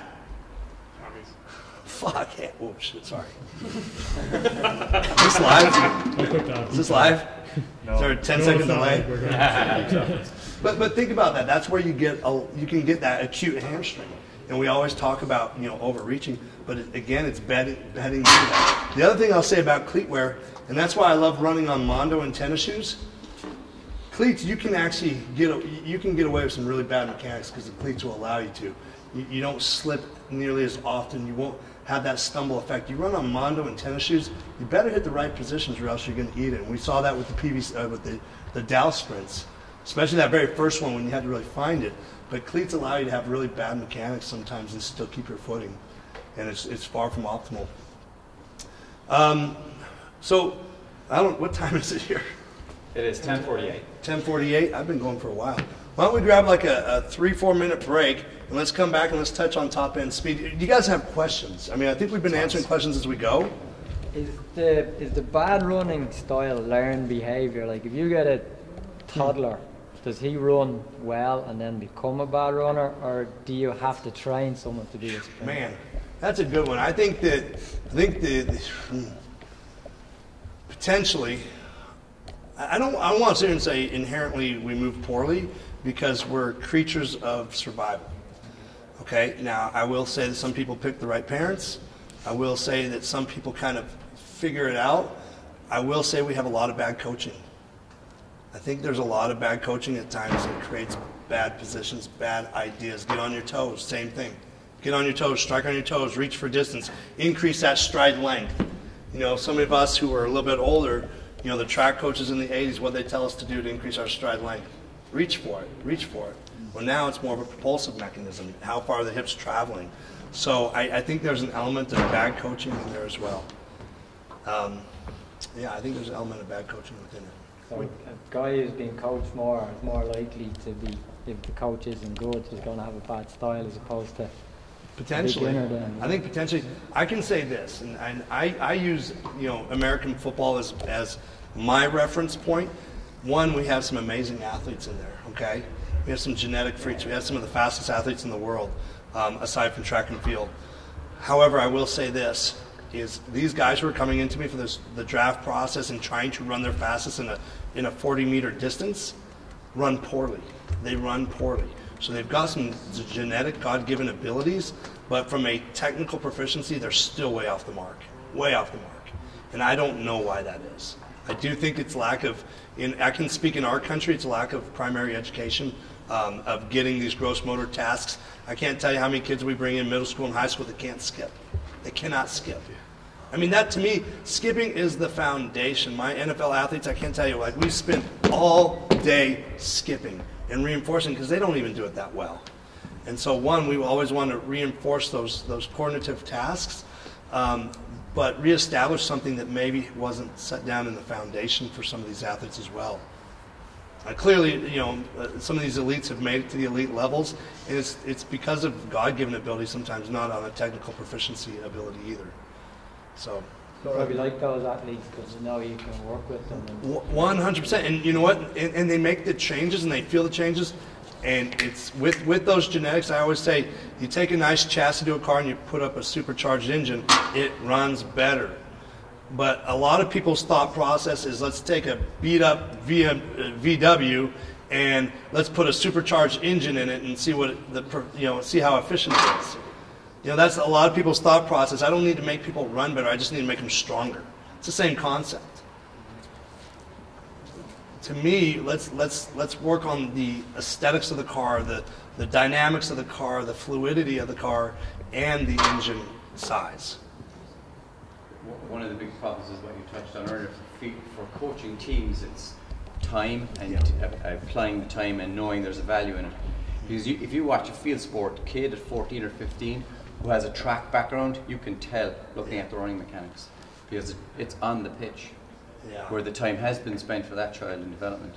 Yeah, and where do you guys see that tipping point, right? Because we work with a club soccer team back in the States, and it's a very good club, and they're ages from 8 all the way to 18. And I went in with this whole pitch to these coaches of here's what we want to do. They come in, they watch our sessions, they go, we get it, but we don't want it. I was like, wait a minute, you understand? And so finally what I said to them was, you clearly don't care about the development of your athletes. The good are going to be good and forget everybody else. And the other thing I told them, I said, if not now, when? If not now, when? The window of opportunity right now to make these things good is right now. And we can make those changes as they get older, but it's harder. And so for me, it's a constant battle we have in the States of, to your point, it's a time thing, but also I get it, but I don't care. Is it like that here or no? I think it is. Yeah. Okay. Will you generally know, or like say you're talking there, if you've maybe 20 guys coming into you before the combine, say 3's from Florida State and 2's, will you generally know that these guys from Florida State have been involved in a good college program, so they're going to be maybe there's only a few things to tidy up? Or is there, you look at your list coming in and you like, oh no, he's going to be hard to work with because you just have to break everything down again? Yeah, you know what, you get a real sense the first day you lift in the weight room. You get a sense when we go to pull off the racks or pull from the floor, you're like, oh my goodness. Some guys get it, they nail it, and some guys it's like they've never approached a bar. So it is tough. The funny thing is the guys who haven't been too good at it, we do the same thing. We pull we go back to block 0 with them, reteach patterns, and then they start to put together. But as fundamental as we know approaching the bar and pulling correctly is, none of these guys, I don't care what program, know how to jump. And that's the most mind-boggling. Like they think, I might hit my head, but they think jump is like this lift thing, and they don't understand it's this tension thing. They don't understand how to sequence things and how to use elasticity. It's crazy to me. So even the most, again, it goes back to what we said about fundamentals. We can sit here and go, oh yeah, he knows how to run, he knows how to jump. But when I get them in these windows, they don't. And these are the best of the best. And people are like, well, how do you make 4 or 5 inch difference in a vertical jump? Well, some of it's some of our strategy, but a lot of it's like sequence, timing. And they buy into that, like, because that 4 or 5 inches could be the difference in a multi-million-pound contract and that. Yeah, we had a kid this year who came in, and he's a stud. He's 294 pounds, so 133 kilos, and he came in 27-inch vert. And I'm like, and he's got way more power than that. He's at 33 right now. A 33-inch vertical jump, he's 6-inch vertical jump in 5 weeks' time because he's learning how to sequence. That's it. I haven't done anything magical. Just teaching how to, tempo rhythms of the arms and the hips and the head, and then how to create stiffness to get extension. So many of these kids are so everybody's planning for push through the toes, and I'm the opposite. I say pull up through the toes because I want to create stiffness through the posterior chain, create that bow effect. Boom. That's what I want to create. And so everybody sees the end result, the toe off. And so what happens, they have slack in the hips when they try to drive into extension. Same thing that happens in sprint. They're so concerned with toe off that they don't get this guy. The sequence is wrong. Just like when you see somebody clean, light, the sequence is wrong because the weight's so light if they don't understand technique. Right? What do you see them do? You see them get to the toes before they even get to their second pull. They're here instead of there. So it's reteaching sequences, so much of it. Back to postural restoration, things like that, getting away from some of the repetitive strengths of their sport, and then I just blend them into their skill work. Now, if I see them trying to be too track and field-ish, I've got to talk to them about, hey, remember your sport is, you got to stay into the ground, you got to be able to drop the hips, you got to be able to transition out. So I have got to communicate. Oh, shit, I haven't been on this whole time? Damn. We just have to start the whole morning presentation. Yeah. No, I said the F word twice. Keep reading up 2 hours. So I think you have to speak to them about the constraints of what they're on. My baseball players, same thing. Think of the surface they're pushing into. They're pushing into dirt when they're running the base path. Well, if you're one of these guys and you're a heavy toe finish guy and you're really going to lag into backside loss or backside leak, then you're pushing into a restraint that's going to give anyway. I've worked with a lot of baseball players that were chronic adductor osteitis, hip flexor guys, because somebody was telling them to finish that push through the toe on an unstable restraint. So simple things like paying attention to what surfaces they're on and what gives they're going to have and how that's going to influence bad mechanics as well. So putting all that in the part where the specificity of the surface becomes a huge thing to transition them into. I will say I like it when my NFL players come back from season. We go barefoot, we go tennis shoes, we get them out of what they've been in, we get them off those surfaces, get them onto, I don't want to say softer surfaces, but a different surface.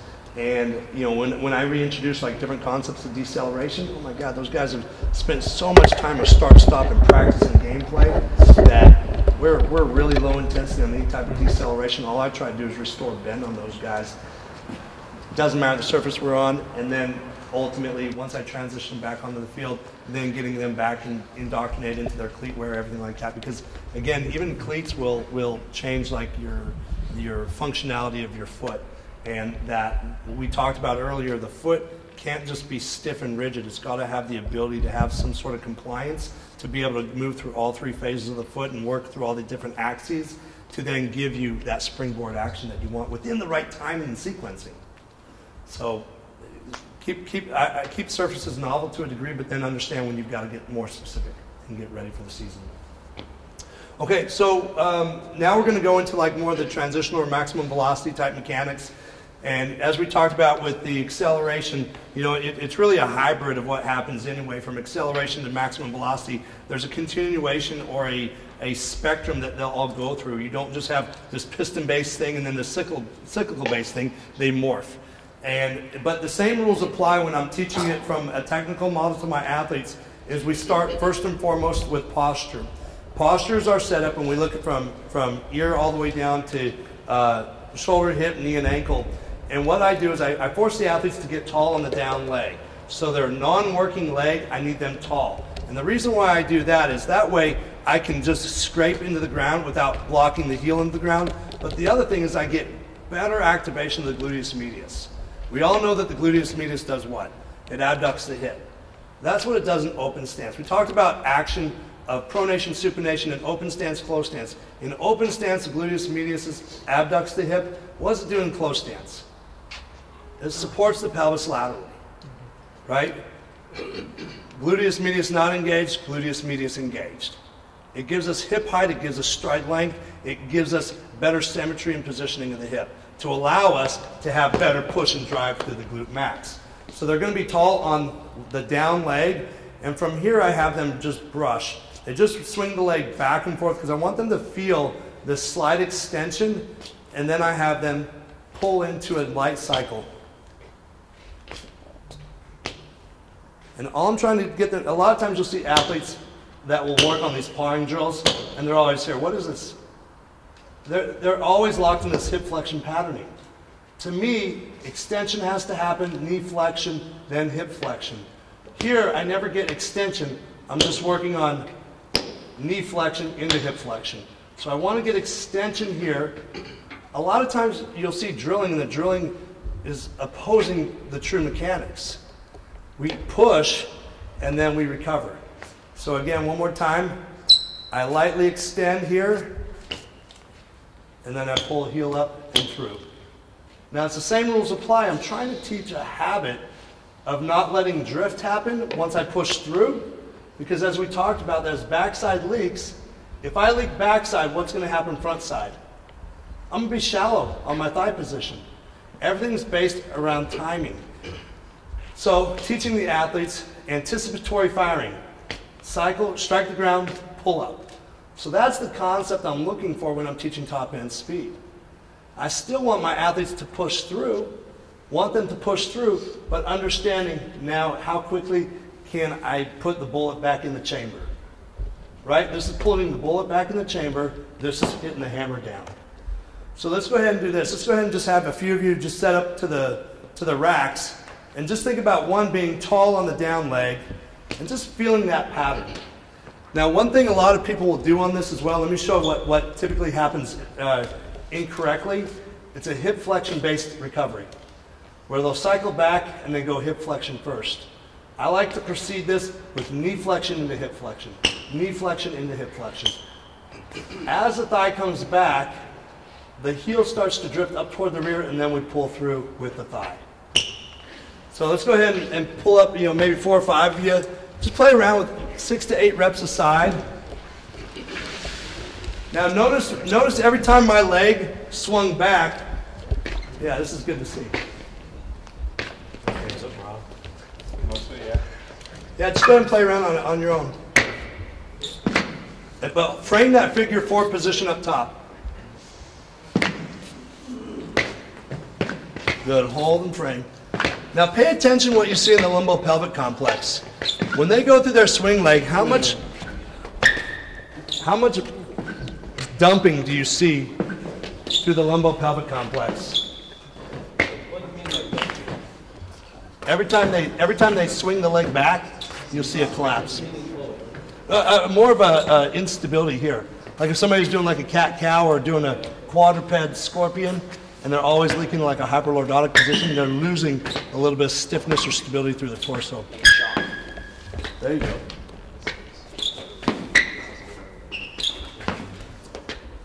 And you'll see different recovery habits, right?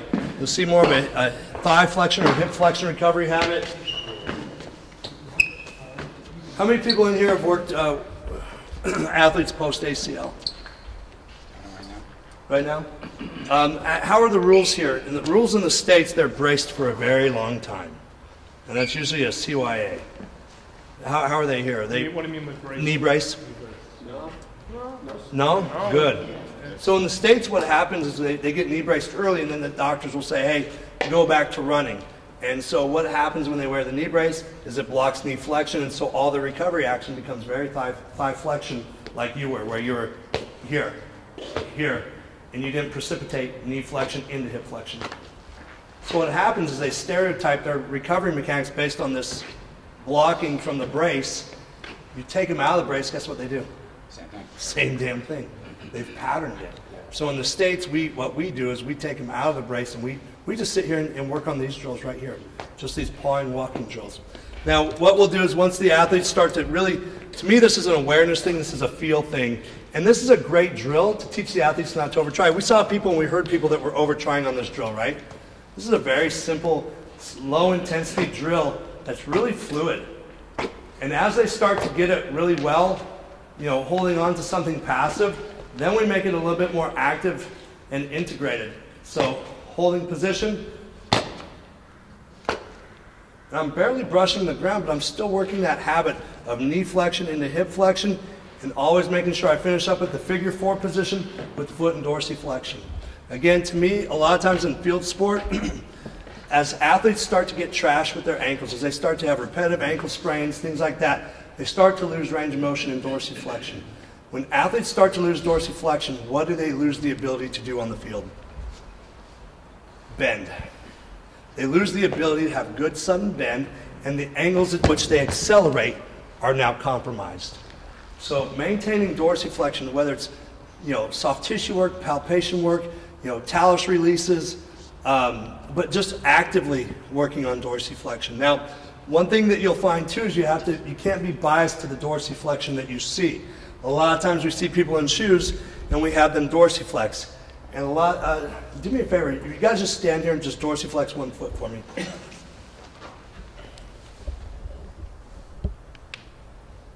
Okay, can you take off your shoe? Now, I think I see what I'm about to talk about. Yeah. So what you'll see in a lot of people, look at that, that's awesome right there. You see how he's dorsiflexing his foot? If you actually look at his midfoot's plantar flexed. It's his forefoot that's dorsiflexing. So dorsiflexion needs to come from the talocrural joint, from the actual malleoli, and you get, I don't know the history of ankle sprains, I'm sure you played sports and shit like that, but if I look at a lot of people dorsiflex their foot, they dorsiflex through the phalanges. When you dorsiflex to the forefoot, your midfoot plantar flexes. So now effectively you're actually losing dorsiflexion from the ankle joint itself, from the rear foot where it truly matters. Because that's where we get all that pre-tension loading is from the rear foot. So make sure you take your athletes out of their shoe wear at times and pay attention where they're getting their dorsiflexion from. If they're getting their dorsiflexion from the forefoot or the phalanges, you guys know what I'm talking about? Just, could you show us? I'll show. Yep. So you'll see them do this. Yeah. You'll see it do that through the phalanges. Where you'll see the midfoot is plantar flexed. Now that's dorsiflexion, right? But a lot of times if you see an athlete and you have them dorsiflex with shoe wear on and you see that big toe kick up into the top of their shoe, take their shoe off and see where it's really coming from. Because that's a lot of times what you'll see is that. You'll see that midfoot dropping into plantar flexion. But that has a whole deal of the compliancy of how that foot and really needs to, we talked about pronation and supination earlier today, and Pronation needs to happen. If you have somebody that's got a foot like that, it's people go, oh, that's awesome, you got a high arch. No, it's not a good foot. You've seen some of the fastest people in the world down at Altus, they're flat-footed, but they're stiff and stable. Just in rotten feet, It's like a board. Yeah, it's like a board. But a lot of times you see people with these high contour arches, they're getting their dorsiflexion from the wrong place. That midfoot needs to come down and splay into the floor. And that's something we actually do want. Now there's a difference. If you see like a dancer and they have something called ankle Aquinas, when you see them on a table and they've got this high arch and then you stand them up and they go flat as a pancake but it's collapsed, that is an unstable foot. But a lot of elite sprinters have a flat, stable, rigid foot. Big difference. But pay attention where that dorsiflexion comes from, because as they start to lose dorsiflexion, they'll lose the ability to bend. And when I mean bend, I'm not talking just side to side, the ability to drop the hips as they're going into deceleration here. If you don't have good dorsiflexion as you go to put on the brakes here, then you run into greater shearing forces at the knee anytime you go to put on the brakes. And it's harder for you to get in and out of a brake as well if you don't have that element of ability to get the foot down into the ground and then get the angles. I said it earlier when we talked, somebody asked about angle of acceleration and how long you can hold lean. And what did I say it was relative to? Strength. Two things. Relative strength and angle mobility. Oh yeah, length too. No, ankle. I said ankle. Oh, did you say ankle? Yeah, ankle mobility. Ankle mobility will set up where that shin is able to go to, and then relative strength. The guys who have higher vertical jumps, guess what they can do? They can carry their acceleration further. Yeah. So pay attention to those aspects. So let's go ahead and do this. How trainable have you found that though? Like the foot, like have you had guys come in like your NFL guys and that foot's a disaster and you've done some more? Yeah. And what would that work look like in terms of? It's great. So I look at a couple things. I have a kid right now. He's 320 pounds. He's had 2 Liz Franck surgeries. If you look at his foot, he's exactly what I was talking about, where his midfoot is arched up high, where you would think, oh, stable, good arch, but and his flanges are pulled up this way. He's got a horrible foot. He's got a foot that's non-compliant. It doesn't splay. It doesn't push down into the ground, because it's just like any contraction. You need to have eccentric and concentric. He's always locked into concentric. So he's a guy that as he's lost about 15 pounds now, and now he's less collapsing, right? That's the part I didn't talk about. When we did that whole pronation, supination thing earlier, when we pronated our foot, what did our tibia do? Do it real quick. Rotate, and then feel what your tibial tuberosity does when you pronate. It internally rotates, okay? When people talk ACL injuries and ACL tears, and oh my God, he's got valgus, it's not the medial knee collapse. It's the rotational mechanism. That's the one. The body has a hard time. The body actually does pretty damn good at controlling shear and that medial valgus. It's the rotational force. It's the torque that it has a hard time controlling. And you don't have a lot of time of rotation before something bad happens. That way sometimes people that strap their ankles can be more prone to 100%. Because if you block motion, you've got to get it. So now do this. Great. Now do this. Pronate both feet. Keep them pronated. Now rotate. You can't rotate as far. Supinate both feet. Now rotate. You can't rotate as far. When you just supinated both feet, guess what you just did? You just casted yourself in orthotics. That's basically what they do, is they lock you into supination, and when you do that, you feel everything up the chain. You have less rotation, less movement. Because when we look at rotational athletes, we should pronate, and then I have more ability to rotate. You take that away, you have to pick it up somewhere else, or it will either block range of motion elsewhere. Or I guess if you block range of motion, you're going to have to pick it up somewhere else. You felt that it took you away, so what you'd have to do, you'd have to try harder to get through a greater rotational area. So to your point, people that spat, people that tape, they lose that ankle mobility, they set themselves up for some significant... Like in the NFL, you see a team on the field, and 80% of them have tape over their cleats. Yep, yeah. And I think the way I can see where they come from on that. It's like there's so much trash that you're stepping on, that's how they say, well, we just got to bolster it, right? Right. But as we all know, you start to weaken those tissues as well. The other thing that we talked about when we look at the foot and the hip, how many degrees of freedom did the foot and the hip have? They have 3. They have three. We got flexion, extension, ab and adduction, internal and external rotation in the hip. And we have the same thing in the foot, but as I said, in the foot we have 3 phases: rear foot, midfoot, forefoot. And all those phases simultaneously will have all three. You have a lot of freaking motion, and what do you have caught in between? The knee. Why does everybody talk about the knee? Because it's the victim of what these guys can't stabilize and be strong for. So the knee takes the brunt of it. So paying attention to ankle mobility and hip stability really is the best way to bulletproof the knee. Question on that one, Loren. Is it possible to separate that dorsiflexion in a squat, like to not get the full range of motion in a squat through true dorsiflexion and pick it up midfoot, or is it always just going to be naturally true dorsiflexion? You know, well, like if they're doing a squat, and you're saying if they have that higher foot. Yeah, for instance, that issue that you saw come with me there, is it possible that in my squat I'm not correctly dorsiflexing as well? I would say you probably squat a little more abducted and toed out. Is that right? To get there? Would, yeah. Yeah. And most people probably do anyway, but that's probably how you would counterbalance that inability. Because as you squat down, the more vertical you are this way or more straight ahead, the more dorsiflexion you have to get. Well, if you don't got it, you're going to pick it up through another plane. Does that make sense? Yeah. Yeah. Because that foot should, so here's what should happen. The foot should splay, the tibia should move forward, the femur should sit back. You block here, so you've got to do something to open that up, and you're going to open it up through a rotation of the hip is my guess. That's my guess. I would in socks on that floor. I would, yeah. I bet they windshield wipe. Yeah. Is that why the FNS is feet forward? Because it tends I don't. No, that's got to do with standardization. I was going to say standardizing a start position. Two things: standardization and internal rotation of hip. If it's straight foot, standardization is the main reason Greg gave that. Because if we told people toe out, one not how do you score, right? If you don't have a start position. Standardization is the main reason. And the one thing that I think is crazy, right? Because we can tell someone like me. If you were to put me on the table right now and test me in hip internal rotation, I have 0. So you tell me, if I squat here, you say turn your feet straight ahead. Now you just further internally rotated me.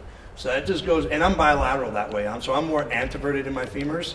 And so just understanding like the pure birth positions that somebody can come from, like, and you say, hey, get your toes straight ahead, and now you've just really put somebody in a bad position. Yeah. So yeah, I think you're absolutely right. There's a standardization of it. And like a lot of people then were like, oh, so we have to squat our feet forward. And Gray's like, no. Yeah. Just for the string. Exactly. The pendulum shifts, right? And people think this is how you do it.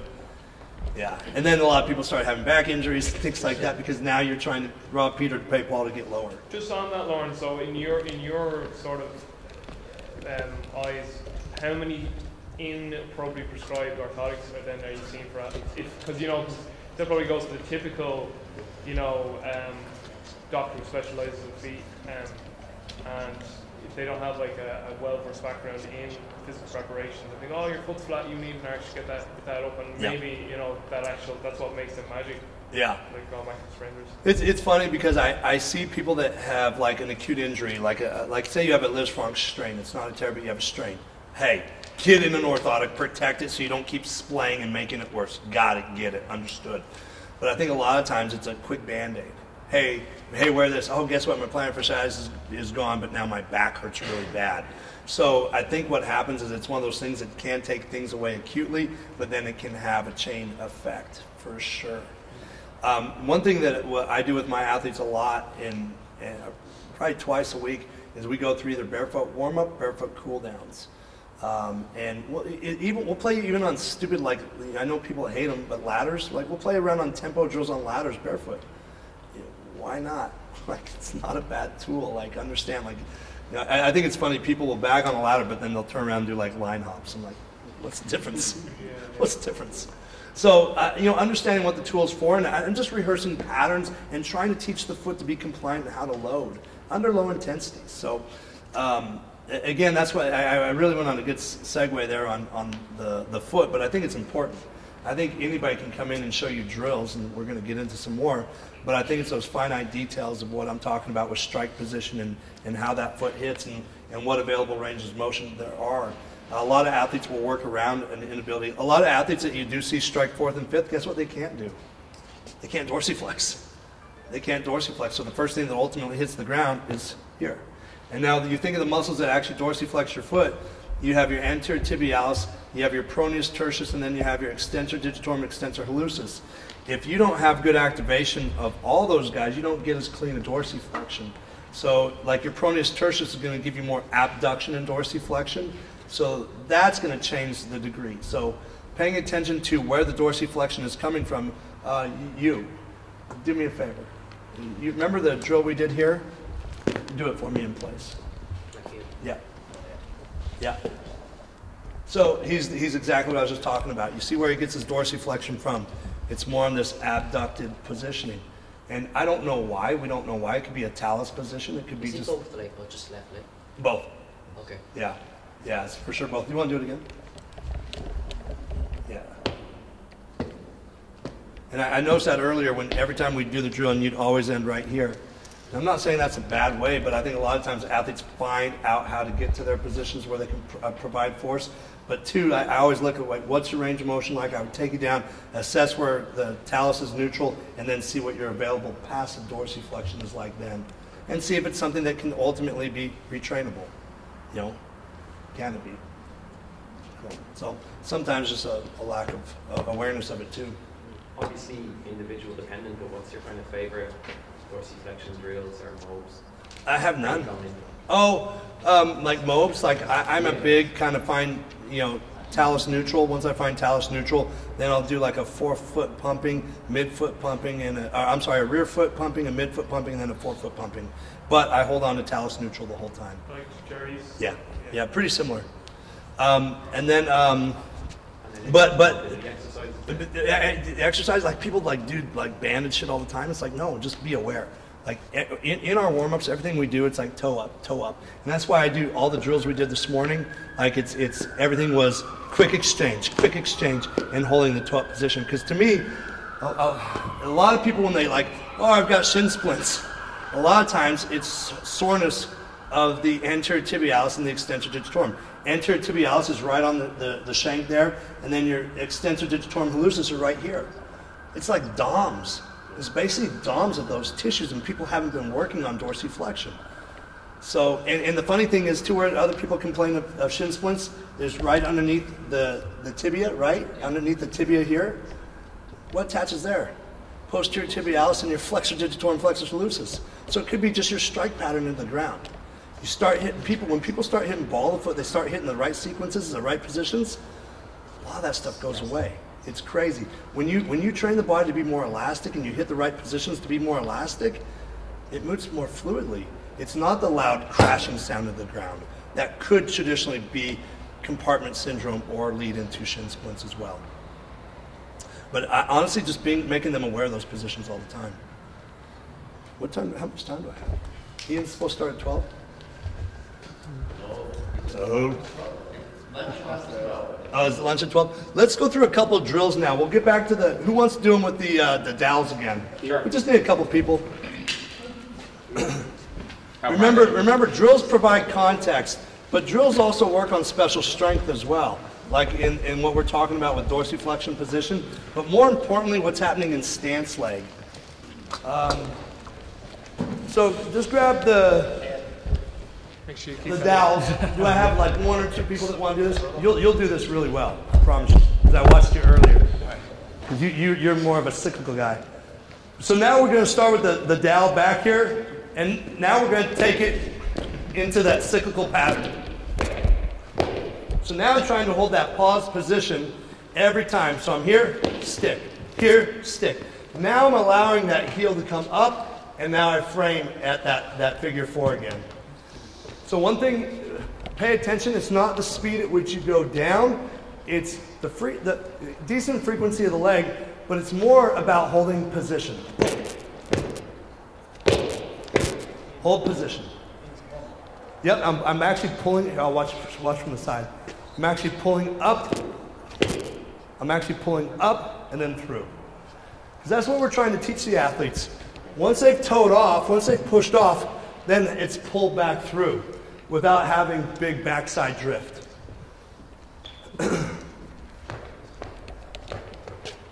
Good, head up. Again, wherever the eyes go, the hips go. Pull the foot out in front of you. Good. Cycle that leg a little more. Actually let that heel now come up to the butt a little bit. Good, walk back. Let it come up just a little bit more.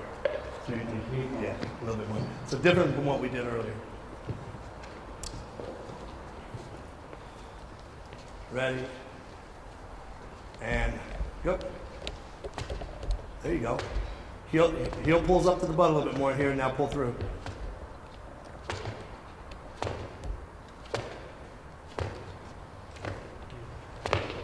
There you go. Left side, right side's really good. So I pay attention to each guy, and you know, one leg might be more of that knee flexion into hip flexion recovery, and one might be more just hip flexion. So I pay attention to that. I do look for symmetry of that, because understanding that the whole sprint stride is about timing. So we'll come on back. We'll take it in a drill, put the PVCs down. And now we'll incorporate a little arm action. We'll go into a drill that I call it, as I said, I don't work with sprinters. I work with field-based athletes. So I try to work a couple drills that touch on top-end speed and allow them to have the awareness of what I want them to do at top-end speed, but very rarely will I say, here's what I want you to do. So provide them context and let them figure it out. So tall through the hips, they're going to pull the heel right up underneath the rear end and arm action back. So tall, I'm not beating the crap out of the ground. I'm tall, pulling the heel. I'm almost smashing my hamstring and my calf.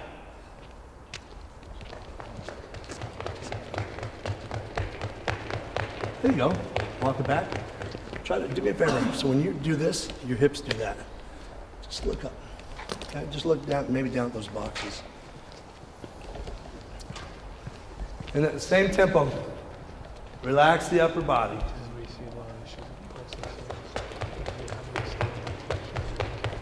Nice. We'll come on back. And then we'll transition it into a series of dribbles. So similar to the PVC, to the dowel, and now we're just going to, the dribbles are actually very hard. You're going to step over, opposite ankle, opposite shin, opposite knee. The whole time I'm striking, how am I striking? Toes? Full foot. Full foot. Step over, step over, step over. Then I take it up. But it's the same habit. It's cyclical.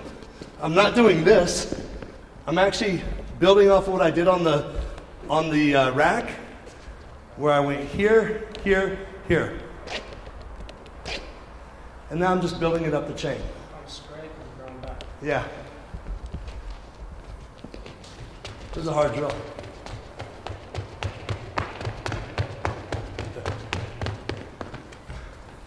That was really good. As you get going, try not to get your, try to stay more vertical. You got a history of track in your day? I do master's track. Oh, do you now? Oh, good. Again? Yep. And you can take it from the over ankle. Normally I would spend a ton of repetition just at over ankle, mid shin, and then over thigh. And you can see two different positions here, right?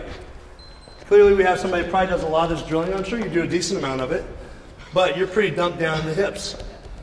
You guys see the difference in hip carriage? So those things will show themselves in the PVC work. We saw it. Every time he went to his single leg balance, he was here. When we do that PVC work, the number one position was this.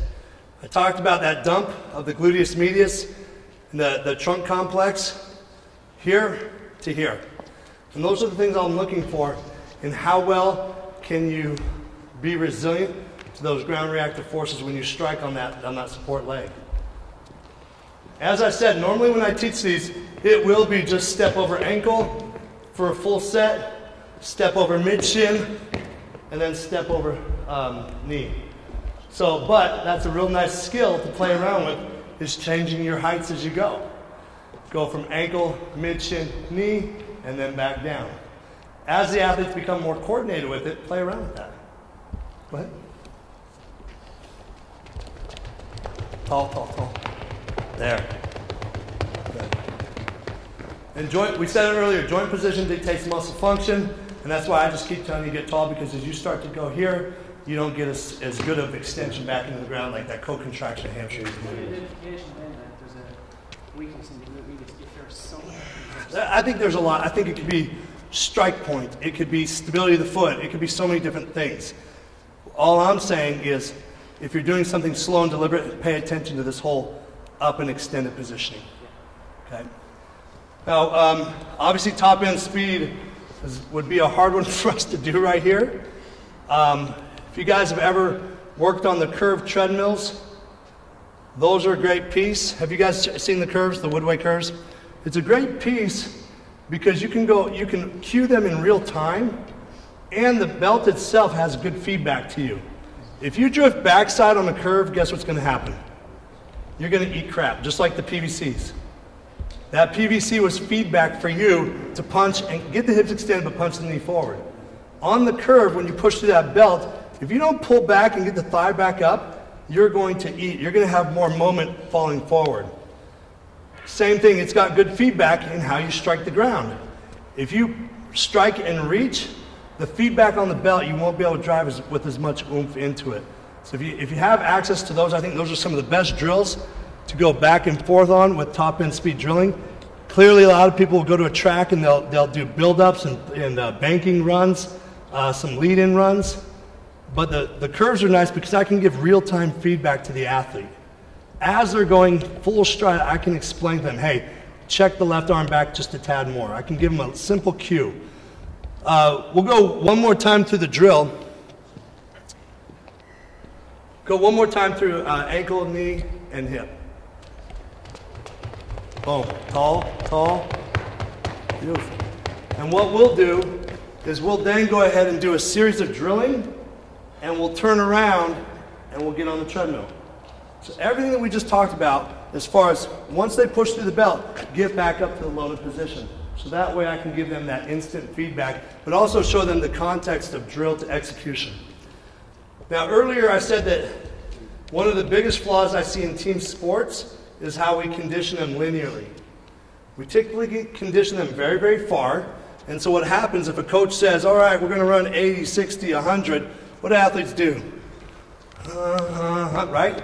They heel, stroke, and plod for their acceleration, and they just start building up.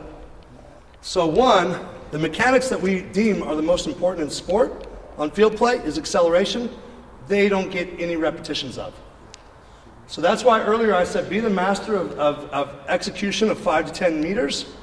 Understand how to attack the ground, understand angles, understand projection.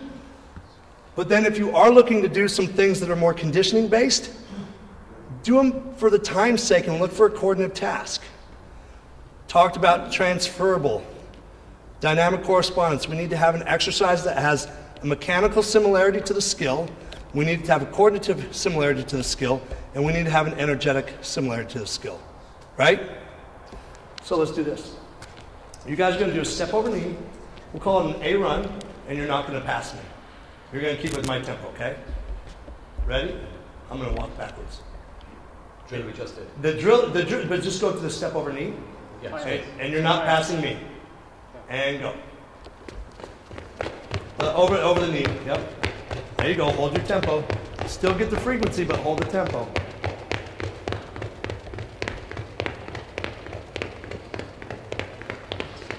Time. We'll walk it back. So just, again, working from a time component. The body doesn't understand distance. It understands time. I'm working from a time component. 10, 15, 20 seconds, whatever that was. Walk back, work a 1 to 3, 1 to 2, whatever work rest intervals you want, and go back to it. Go back to it. People say, oh, there's no force in that. There's no force in freaking conditioning either. So pick your battle. Would you rather do the mechanics right, from a coordinative standpoint, a mechanical standpoint, and then put your money in the bank later on the velocity and the force aspect into the ground? That's about a 1 to 2, 1 to 3 work rest. Let's go one more. And begin. Step over the knee, cycle the leg, stay tall and relaxed, taller in the hip. There we go. And a little less toey on your strike. There you go, keep going, keep going. Don't pass me, don't pass me, don't pass me. Time. Beautiful. And what do we know that happens when we get, what's the first thing to leave us when we get fatigued? Coordination. Yeah, coordination. Coordination. So guess what I do? When my athletes are smashed from like running a curved treadmill, running, you know, banks on the track, we come back when they're smashing and we drill. We drill. Because you're putting them in a fatigue situation and you want skill execution. And then I want recall of the skill. While they're smashed, can you execute while you're smashed? And guess what? It's pretty damn safe. Pretty damn safe. Gentlemen, thank you. Thank you very much. Guys, I think that's all my time. I think I went over a little bit. But I think we touched on some cool subjects today on regarding like foot position and things like that are pretty lengthy conversations that have a lot of levels to them. So thank you for your time today. Hope you enjoyed, you know, some of the skills. Like I said, when I'm looking at linear mechanics, I have 3 to 4 drills from an acceleration standpoint, 3 to 4 drills from a top end speed standpoint. People say, oh, where do you put your arm action drill in? They're in everything we just did. You can kneel and do arm actions. I have no problem with that, and I have to do that with a lot of my combine guys who are really erratic and don't understand arm action. But if you understand fluidity and motion and skipping and timing, a lot of times you'll figure out those arms. I have no problem with, you know, going into like kneeling arm actions with athletes. That's fine. I'm not a fan of seated arm action because I think athletes shortchange their arms because they don't go through the range that they normally would because they'd be hitting the ground. Plus, what happens when you take a seat on your butt? You're taking out the hips. You're taking out the hips. What do you do to the thoracic spine? Yeah, your thoracic spine is going to go more kyphotic, right? So getting back into an extended position is where I want them to work their arm swing from. You put them in a kyphotic position, they internally rotate the humerus, and now their arm swing tends to check out even more than it has to. So again, getting them more into an extended thoracic spine position when I'm doing arm action. Thank you, guys. I appreciate your time. Thank you, guys. Thank you, guys.